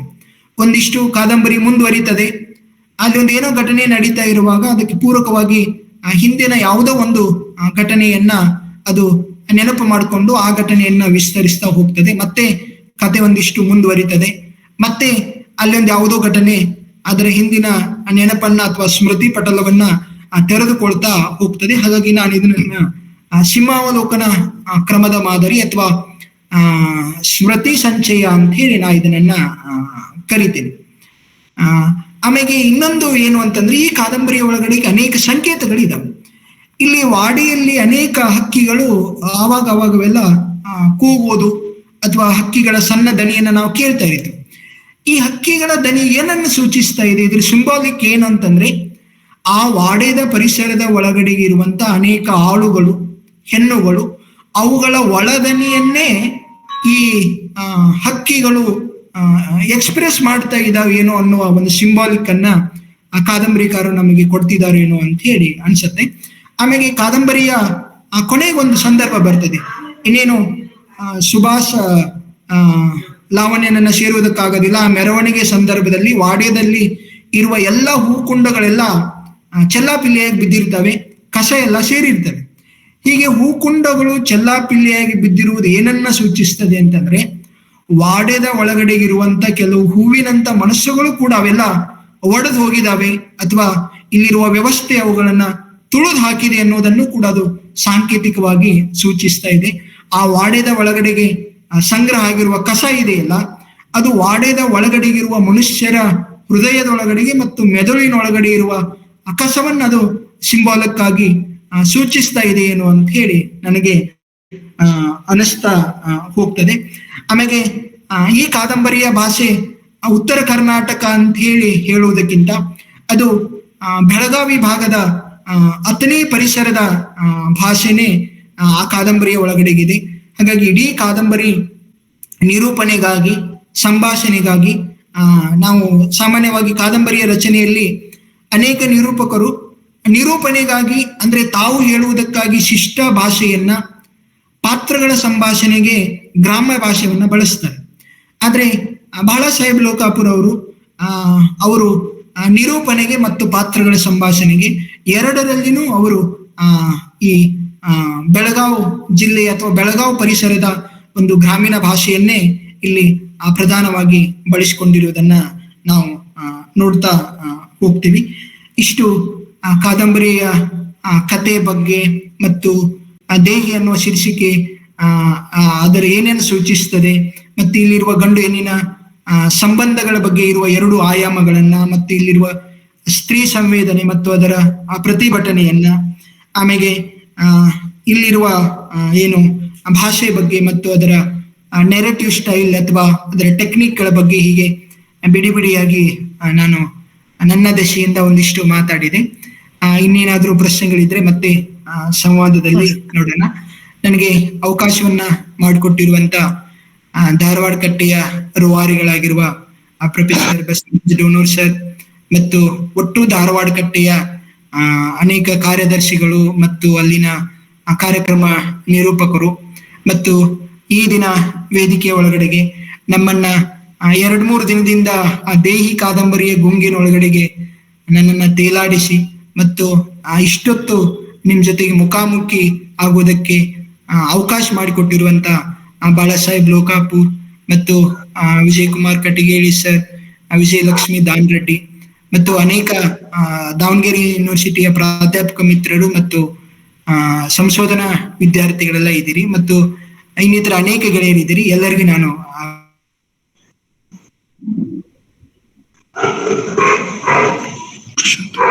ಸರ್ ಅದು ಸರಿಯಾಗಿ ಕೇಳ್ತಾ ಇಲ್ಲ ಮತ್ತೆ ಸರ್. ಹಲೋ, ಹಾ ಸರ್. ಅದೇ ನಮ್ದು ಮಾತಾಯ್ತು, ನೀವು ಮುಂದಿನ ಕಾರ್ಯಕ್ರಮ. Sir, okay sir. ತುಂಬಾ ಧನ್ಯವಾದಗಳು ಸರ್. ಅತ್ಯಂತ ಸರಳ ಭಾಷೆಯಲ್ಲಿ ಅತ್ಯದ್ಭುತವಾಗಿ ನಮಗೆ ದೇಹಿ ಕಾದಂಬರಿಯ ಕುರಿತು ತಿಳಿಸಿಕೊಟ್ರಿ. ಅದು ಯಾವ ರೀತಿ ಸೆಟ್ ಆಗಿದೆ, ಅದರ ಕತೆ ಏನು, ಅದರ ಒಳಾರ್ಥಗಳನ್ನು ಕೂಡ ನಮ್ಗೆ ಸರಿಯಾಗಿ ತಿಳಿಸಿಕೊಟ್ರಿ. ಸೊ ಈಗ ಕೃತಿಯ ಲೇಖಕರಾದಂತಹ ಬಾಳಾಸಾಹೇಬ್ ಲೋಕಾಪುರ್ ಸರ್ ಅವರು ಈ ಕಾರ್ಯಕ್ರಮದ ಕುರಿತು 2 ಮಾತುಗಳನ್ನ ಆಡಬೇಕೆಂದು ಅವರಲ್ಲಿ ಕೇಳ್ಕೊಳ್ತಾ ಇದ್ದೀನಿ. Sir please. ಗೆಳೆಯರೇ, ಎಲ್ಲರಿಗೂ ನಮಸ್ಕಾರ. ಧಾರವಾಡಕಟ್ಟೆಯ ಎಲ್ಲ ಬಳಗಕ್ಕೆ, ವಿಶೇಷವಾಗಿ ಡೋನೂರ್ ಸರ್ ಅವರಿಗೆ, ವಿಜಯಲಕ್ಷ್ಮಿ ಅವರಿಗೆ, ಪ್ರಶಾಂತ್ ಅವರಿಗೆ, ಬಾಳಿಕೈ ದ್ವಯರಿಗೆ ಮತ್ತೆಲ್ಲ ಸ್ನೇಹಿತರಿಗೆ ಮತ್ತು ಕೇಳಿದ ಎಲ್ಲರಿಗೂ ನಮಸ್ಕಾರಗಳು. ಗೆಳೆಯ ಮಹಾಂತೇಶ್ ಪಾಟೀಲ್ರು ನಾನು ಕಾದಂಬರಿ ಯಾಕೆ ಬರ್ತಾನೆ ಗೊತ್ತಿಲ್ಲ, ಅದರ ಹೊಸ ವಿವರಗಳನ್ನ, ಹೊಸ ಸಿದ್ಧಾಂತಗಳಲ್ಲಿ ಅದನ್ನ ಇಟ್ಟು ನೋಡಿದ್ರಿ, ಬಹಳ ಸುಂದರವಾಗಿ ಮಾತಾಡಿದ್ರಿ. 2 ಪ್ರಶ್ನೆಗೆ ಒಂದು, ಬಹಳ ಜನ ಕಾದಂಬರಿ ನೋಡಿದವರು ಮತ್ತು ನನಗೆ ಫೋನ್ ಮಾಡಿ ಕೇಳಿದ್ರು, ರೂಢಿಗತವಾಗಿ ದೇಹದ ಮುಂದೆ ದೀರ್ಘ ಬರಬೇಕು, ನೀವು ಹೀದ ಮುಂದೆ ದೀರ್ಘ ಕೊಟ್ಟಿದ್ರಿ, ಇದಕ್ಕೇನಾದ್ರೂ ಔಚಿತ್ಯ ಇದೆಯಾ ಇತ್ಯಾದಿ ಇತ್ಯಾದಿ. ಪಾಟೀಲ್ ಅದನ್ನ ಪ್ರಾರಂಭದಲ್ಲಿ ಸರಿಯಾಗಿ ಹೇಳಿದ್ರು. ನಾವು ಇನ್ನೊಬ್ಬರನ್ನ ಕೂಗಿ ಕರಿಬೇಕಾಗಿದ್ರೆ ಭಿಕ್ಷಾಂದೇಹಿ ಜೋರಾಗಿ ಕೂಗ್ತೀವಿ, ಇದು ಕೂಗಿ ಕರೆಯೋದಲ್ಲ, ನಮ್ಮ ಅಂತರಾತ್ಮಗೆ ಕೇಳಿಕೊಳ್ಳೋದು ದೇ ಹೀ ಅಂತ ಆರ್ತರಾಗಿ ಕೇಳೋದು, ಹೀಗಾಗ್ಬೋದೇನೋ ಅಂತ ನಾನು ಇಟ್ಟಿದ್ದೀನಿ. ಅದು ಕನ್ನಡದ ಕಾಗುಣಿತದ ತಪ್ಪು ಅಂತ ಭಾವಿಸಿದ್ರೆ ನನ್ಗೆ ಗೊತ್ತಿಲ್ಲ, ಅದನ್ನ ಹಾಗೆ ಓದ್ಬೋದೇನೋ ಅಂತ ನಾನು ನಡೆದೇನೆ. ಇನ್ನು 2ನೇದ್ದು, ಈ ಕತೆ ಏನಂದ್ರೆ ಕುದುರೆ, ಎತ್ತಿನ ಗಾಡಿ, ಪತ್ರಗಳ ಕಾಲದ ಕತೆ. ವರ್ತಮಾನಕ್ಕೆ ನಾವು ನಿಂತಾಗೂ ಕೂಡ ಭೂತದ ಆ ಕಥನವನ್ನ ನಾವು ಯಾಕೆ ಮಾಡ್ತೇವೆ ಮತ್ತೆ ಮತ್ತೆ ಅನ್ನೋದ್ರ ಬಗ್ಗೆ ಬಹಳಷ್ಟು ಜಿಜ್ಞಾಸೆಗಳಿದ್ದಾವೆ. ಇಲ್ಲಿಯ ಎಲ್ಲಾ ಪಾತ್ರಗಳು ಏನೇನೋ ಅರ್ಥವಾಗಿ ಬೇಡ್ಕೊಳ್ತವೆ, ಅದ್ರ ಕೊನೆಗೆ ಯಾವಕ್ಕೂ ಏನನ್ನು ಸಿಗೋದಿಲ್ಲ. ಬದುಕು ಅನಿವಾರ್ಯ ಮತ್ತು ಅನಿಶ್ಚಿತ ತಿರುವುಗಳನ್ನ ಪಡಿತದೆ ಅನ್ನೋದು ನನ್ನ ಒಂದು ಗ್ರಹಿಕೆ ಆಗಿತ್ತು. ಅದರಿಂದ ಈ ಕಥೆಯನ್ನು ಬರೆದಿದ್ದೀನಿ. ಕೊನೆಯದಾಗಿ ಮಾಂತೇಶ್ ಅವರು ಹೇಳಿದ್ರು ಅದನ್ನ, ಯಾರು ಲಾವಣ್ಯ ಲಕ್ಷ್ಮಿ ಈ ವಾಡೆಯನ್ನ ಬಿಟ್ಟು ಹೋಗುದೇ ಒಂದು ದೊಡ್ಡ ಫ್ಯೂಡಲ್ ವ್ಯವಸ್ಥೆಗೆ ಒಂದು ಪ್ರತಿಭಟನೆ ಆಗಿ ಅವರನ್ನು ಬಿಟ್ಟು ಹೋಗ್ತಾಳೆ, ಅವನ್ನ ಎದುರಿಸ್ತಾಳೆ. ಕನಕಮಾಲಾಳಿಗೆ ಮೊದಲು ವಾಡೆಯನ್ನ ಬಿಟ್ಟು ಹೋಗುವ ಧೈರ್ಯ ಇರ್ತದೆ, ಬಿಟ್ಟು ಹೋಗ್ತಾಳೆ, ದಲಿತನ ಮದುವೆ ಹೋಗ್ತಾಳೆ. ಆದ್ರೆ ಅವಳ ಬದುಕು ಅವಳನ್ನ ಜಂಜಾಟದಲ್ಲಿ ತಿರ್ಗಾ ವಾಡೆಯ ಆಸ್ತಿ ಅವಳಿಗೆ ಬೇಕಾಗ್ತದೆ, ಮತ್ತು ಸೌಖ್ಯ ಬೇಕಾಗ್ತದೆ. ಆದ್ರಿಂದ ಅವಳು ತಿರ್ಗಾ ವಾಡೆಗೆ ಬರ್ತಾಳೆ, ಇವಳು ವಾಳೆಯನ್ನು ಬಿಟ್ಟು ಹೋಗ್ತಾಳೆ. ಅದನ್ನು ಬಸವೇಗೌಡವರು ಅತ್ಯಂತ ಹೃದಯದಿಂದ ಅವಳನ್ನು ಬರಮಾಡ್ಕೊಂಡು ಆ ಕನಕಮಾಲಾಳ ಕೂಸನ್ನ ಕರ್ಕೊಂಡು ಕೈ ಹಿಡಿದು ಅವಳನ್ನು ಅಡಿಗೆ ಮನೆಗೆ ಕರ್ಕೊಂಡು ಹೋಗುವ ಮೂಲಕ ಈ ಸಮಾಜದ ಈ ಮೇಲು ಕೆಲವು ಸ್ತರಗಳನ್ನ ಅವರು ಮುಚ್ಚಿಬಿಡ್ತಾರೆ. ಅದು ಏಕ್ ಮಾಡ್ತಾರೆ ಅನ್ನೋದು ಇದು ನನ್ನ ಆಶೆ ಆಗಿತ್ತು. ನನ್ನ ಪ್ರತಿ ಕಾದಂಬರಿಯಲ್ಲಿ ಇಂಥ ಒಂದು ದೊಡ್ಡ ಆಶೆ ಇದೆ. ಹಾಗಾಗಿ ನಾನು ಕಾದಂಬರಿಯನ್ನ ಮುಗಿಸಿದ್ದೀನಿ. ಗೆಳೆಯರೆ, ಕಾದಂಬರಿ ಬಗ್ಗೆ ಕಾದಂಬರಿಕಾರ ಬಹಳ ಮಾತಾಡಬಾರ್ದು, ಯಾಕಂದ್ರೆ ನಾನು ಬರೆದಿದ್ದೇನೆ, ಅದು ನೆಂಬುದು. ಮಹಾಂತೇಶ್ ಅವರು ಅದನ್ನ ತುಂಬಾ ಸುಂದರವಾಗಿ ಮಾಡಿದ್ದಾರೆ. ಇದಕ್ಕಾಗಿ ನನ್ನ ಮಾತಾಡ್ಲಿಕ್ಕೆ ಅವಕಾಶ ಕೊಟ್ಟಂತ ಗೆಳೆಯರಿಗೆ ಮತ್ತು ಮುಖ್ಯವಾಗಿ ನಾನು ಧಾರವಾಡಕಟ್ಟೆಯಲ್ಲಿ ಅನೇಕ ಉಪನ್ಯಾಸ ನಾನು ಮಾಡಿದ್ದೀನಿ. ಒಂದು ದೊಡ್ಡ ವೇದಿಕೆಯಾಗಿ ಅದು ರೂಪುಗೊಂಡಿದ್ದು ಬಗೆ ಇದೆಯಲ್ಲ, ಇಡೀ ರಾಜ್ಯ ಅಷ್ಟಲ್ಲ, ಇಡೀ ದೇಶದ ಇಡೀ ಉದ್ದಕ್ಕೂ ಇದು ಹೆಚ್ಚು ಗಮನವನ್ನು ಸೆಳೀತಾ ಇರುವಂತ ಒಂದು ಕಟ್ಟೆ ಆಗಿದೆ. ನನಗೆ ಈ ಕಟ್ಟೆ ಕೊಟ್ಟ ಅವಕಾಶಕ್ಕಾಗಿ ಧನ್ಯವಾದಗಳು ಹೇಳಿ ನಾನು ಅಧ್ಯಕ್ಷ ಮಾತುಗಳನ್ನು ಕಿವಿ ಹಾಕ್ತೇನೆ. ತುಂಬಾ ಧನ್ಯವಾದಗಳು ಸರ್, ಬಹಳ ಅರ್ಥಪೂರ್ಣವಾಗಿ ಮಾತನಾಡಿದ್ರಿ ಸರ್. ಈಗ ಕಾರ್ಯಕ್ರಮದ ಅಧ್ಯಕ್ಷತೆ ವಹಿಸಿರ್ತಕ್ಕಂತಹ ಪ್ರೊಫೆಸರ್ ಬಸವರಾಜ್ ಡೋನೂರ್ ಸರ್ ಅವರು ಈ ಕಾರ್ಯಕ್ರಮದ ಕುರಿತು 2 ಮಾತುಗಳನ್ನು ಹೇಳಬೇಕಂತ ಹೇಳಿ ಕೇಳ್ಕೊಳ್ತೀನಿ ಸರ್. ಧಾರವಾಡ ಕಟ್ಟೆಯ ಎಲ್ಲ ಸಂಗಾತಿಗಳೇ, ಡಾಕ್ಟರ್ ಪ್ರಶಾಂತ್ ನನ್ನ ಧ್ವನಿ ಕೇಳಿಸ್ತದಲ್ಲ? ಕೇಳ್ತಾ ಇದೆ ಸರ್. ಸರಿ. ಕಟ್ಟೆಯ ಬಂಧುಗಳೇ, ಸ್ನೇಹಿತರೆ, ರೈತಾಸಕ್ತರೇ, ಎಲ್ಲರಿಗೂ ನಮಸ್ಕಾರ. ಇಲ್ಲಿಯವರೆಗೆ ಲೇಖಕ ವಿಮರ್ಶಕ ಮಹಾಂತೇಶ್ ಪಾಟೀಲ್ರು ಕನ್ನಡದ ಬಹಳ ಮಹತ್ವದ ಕಾದಂಬರಿಕಾರರಾದ ಬಾಳಾಸಾಹೇಬ್ ಲೋಕಾಪುರ್ ಅವರ ದೇಹಿ ಕಾದಂಬರಿಯ ಕುರಿತು ಮಾತನಾಡಿದ್ರು. ಬಹಳ ಸೊಗಸಾಗಿ ಮಾತನಾಡಿದ್ರು, ಬಹಳ ಪರಿಣಾಮಕಾರಿಯಾಗಿ ಮಾತನಾಡಿದ್ರು, ಚೆನ್ನಾಗಿ ಮಾತನಾಡಿದ್ರು ಮತ್ತು ಕಾದಂಬರಿಯ ಬಗ್ಗೆ ಅನೇಕ ವಿವರಗಳನ್ನ ಅವರು ಕೊಟ್ರು. ಕಾದಂಬರಿಯನ್ನ ಹೇಗೆ ಪ್ರವೇಶ ಮಾಡಬೇಕು, ಕಾದಂಬರಿಯಲ್ಲಿ ಇಂಥ ಕಾದಂಬರಿಯಲ್ಲಿ ಯಾವ್ಯಾವ ಸಂಗತಿಗಳನ್ನ ಗುರುತಿಸಬೇಕು, ಯಾವ್ಯಾವ ಸಂಗತಿಗಳ ಕುರಿತು ಹೆಚ್ಚು ಒತ್ತು ಕೊಟ್ಟು ಮಾತನಾಡಬೇಕು ಎಂಬುದು ಅವರಿಗೆ ಬಹಳ ಸ್ಪಷ್ಟವಾಗಿ ಗೊತ್ತಿದ್ದರಿಂದ ಒಂದು ಅತ್ಯುತ್ತಮ ಉಪನ್ಯಾಸವನ್ನ ಧಾರವಾಡ ಕಟ್ಟೆಗೆ ನೀಡಿದ್ರು. ಹೀಗಾಗಿ ಪ್ರಾರಂಭದಲ್ಲಿ ಮಹಂತೇಶ್ ಪಾಟೀಲ್ರಿಗೆ ನಾನು ಕೃತಜ್ಞತೆಗಳನ್ನ ಸಲ್ಲಿಸ್ತೇನೆ. ಪಾಟೀಲ್ರು ಕಾದಂಬರಿಯನ್ನ ಅನೇಕ ಮಗ್ಗುಲುಗಳಿಂದ, ನೆಲೆಗಳಿಂದ ನೋಡಿದ್ರು. ಒಬ್ಬ ಕನ್ನಡ ಪ್ರಾಧ್ಯಾಪಕರಾಗಿ ಇತ್ತೀಚೆಗೆ ಜಗತ್ತಿನ ಸಂಶೋಧನೆಯಲ್ಲಿ ಮತ್ತು ಸಾಹಿತ್ಯ ಶೈಕ್ಷಣಿಕ ವಲಯದಲ್ಲಿ ಮುನ್ನೆಲೆಗೆ ಬಂದ ಅನೇಕ ವಿಚಾರಗಳನ್ನ, ಸಂಗತಿಗಳನ್ನ, ತತ್ವ ಸಿದ್ಧಾಂತಗಳನ್ನ ಗಮನದಲ್ಲಿಟ್ಟುಕೊಂಡು ಅವರು ಈ ಕಾದಂಬರಿಯನ್ನ ವಿಶ್ಲೇಷಣೆ ಮಾಡುವ ಬಹಳ ಒಳ್ಳೆಯ ಪ್ರಯತ್ನವನ್ನ ಮಾಡಿದ್ರು ಮತ್ತು ಅವರ ತಮ್ಮ ಪ್ರಯತ್ನದಲ್ಲಿ ಪಾಟೀಲರು ಯಶಸ್ವಿ ಕೂಡ ಆದ್ರು. ಇನ್ನೊಂದು ಕಾದಂಬರಿಯ ತಂತ್ರದ ಬಗ್ಗೆ, ಕಾದಂಬರಿಯ ಭಾಷೆಯ ಬಗ್ಗೆ, ಕಾದಂಬರಿಯ ಶೈಲಿಯ ಬಗ್ಗೆ, ನಿರೂಪಣೆಯ ಬಗ್ಗೆ, ಕಾದಂಬರಿಕಾರರ ಆಶಯದ ಬಗ್ಗೆ, ಅವರ ಲೋಕದರ್ಶನದ ಬಗ್ಗೆ ಮತ್ತು ಅನೇಕ ಪಾತ್ರಗಳ ಬಗ್ಗೆ ಅವರು ಮಾತನಾಡಿದ್ರು. ಚಾಟ್ ಬಾಕ್ಸ್ ನಲ್ಲಿ ಅನೇಕ ಜನ ಸ್ನೇಹಿತರು ಅನೇಕ ತಮ್ಮ ಅಭಿಪ್ರಾಯಗಳನ್ನ ಹಂಚಿಕೊಂಡಿದ್ದಾರೆ. ಕೆಲವರು ಪ್ರಶ್ನೆಗಳನ್ನ ಕೂಡ ಕೇಳಿದ್ದಾರೆ. ಆಮೇಲೆ ಈ ಪ್ರಶ್ನೆಗಳಿಗೆ ಉತ್ತರಿಸಬೇಕಾದವರು ಒಬ್ರು ಮಹಂತೇಶ್ ಪಾಟೀಲ್, ಇನ್ನೊಬ್ರು ಬಾಳಾಸಾಹೇಬ್ ಲೋಕಾಪುರ್ ಅವರು. ಬಹಳ ಸಂತೋಷದ ಸಂಗತಿ ಏನಂದ್ರೆ, ನಾನು ಈ ಕಾದಂಬರಿಯನ್ನ ಓದಿದೆ, ಇಡಿಯಾಗಿ ಓದಿದೆ. ಒಂದೇ ಪೆಟ್ಟಿಗೆ ಒಂದು ಸಿಂಗಲ್ ಸಿಟಿಂಗ್ ಅಂತೇವಲ್ಲ, ನಾನು ಓದಿ ಮುಗಿಸಿದೆ.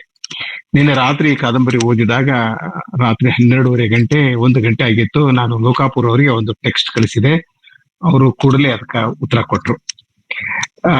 ಕಾದಂಬರಿ ಓದಿದ ತಕ್ಷಣ ನನಗನ್ಸಿದ್ದು ಇಷ್ಟು, ನಾನು ಅವ್ರಿಗೆ ಬರೆದ ಒಂದು ಟೆಕ್ಸ್ಟ್ ಇದು: ಇದೀಗ ನಿಮ್ಮ ಕಾದಂಬರಿ ಓದಿ ಮುಗಿಸಿದೆ. ನಿಮ್ಮ ಕಾದಂಬರಿ ನನ್ನ ಮನಸ್ಸಿನಲ್ಲಿ ಅನೇಕ ಪ್ರಶ್ನೆಗಳನ್ನು ಹುಟ್ಟು ಹಾಕಿದ್ದು ನಿಜ. ಈ ಪ್ರಶ್ನೆಗಳಿಗೆ ಉತ್ತರಗಳನ್ನು ಹುಡುಕಲು ಸಾಧ್ಯವೇ? ಲಾವಣ್ಯ ಲಕ್ಷ್ಮಿಯ ನಿರ್ಧಾರ ನನಗೆ ಕಾಡಿತು.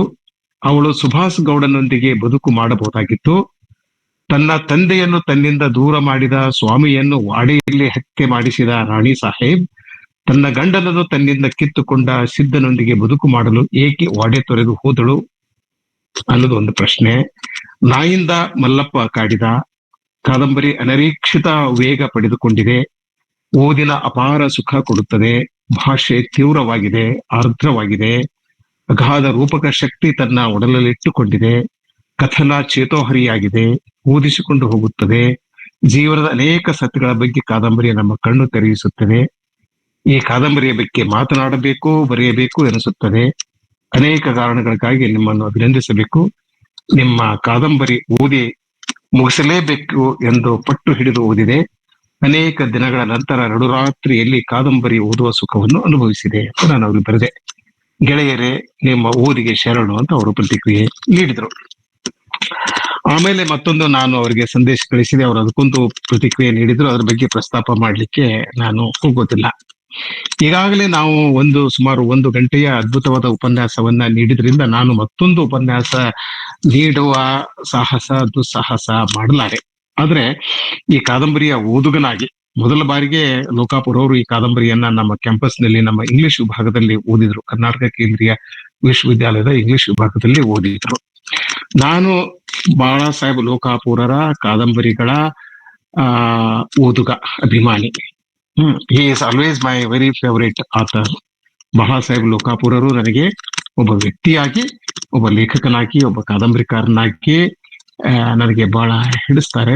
ಮತ್ತು ಅವರ ಕಾದಂಬರಿಗಳನ್ನ ನಾನು ಬಹಳ ಆಸ್ಥೆಯಿಂದ, ಪ್ರೀತಿಯಿಂದ ಓದ್ತೇನೆ. ಯಾವುದೇ ಒಂದು ಕೃತಿಯನ್ನ ನಾವು ಪ್ರೀತಿಯಿಂದ, ಆಸ್ಥೆಯಿಂದ ಓದ್ಬೇಕು. ಇಲ್ಲದೆ ಹೋದ್ರೆ ಕಾದಂಬರಿಯ ಒಳಗೆ, ಕೃತಿಯ ಒಳಗೆ ನಮಗೆ ಪ್ರವೇಶ ಮಾಡ್ಲಿಕ್ಕೆ ಸಾಧ್ಯ ಆಗೋದಿಲ್ಲ.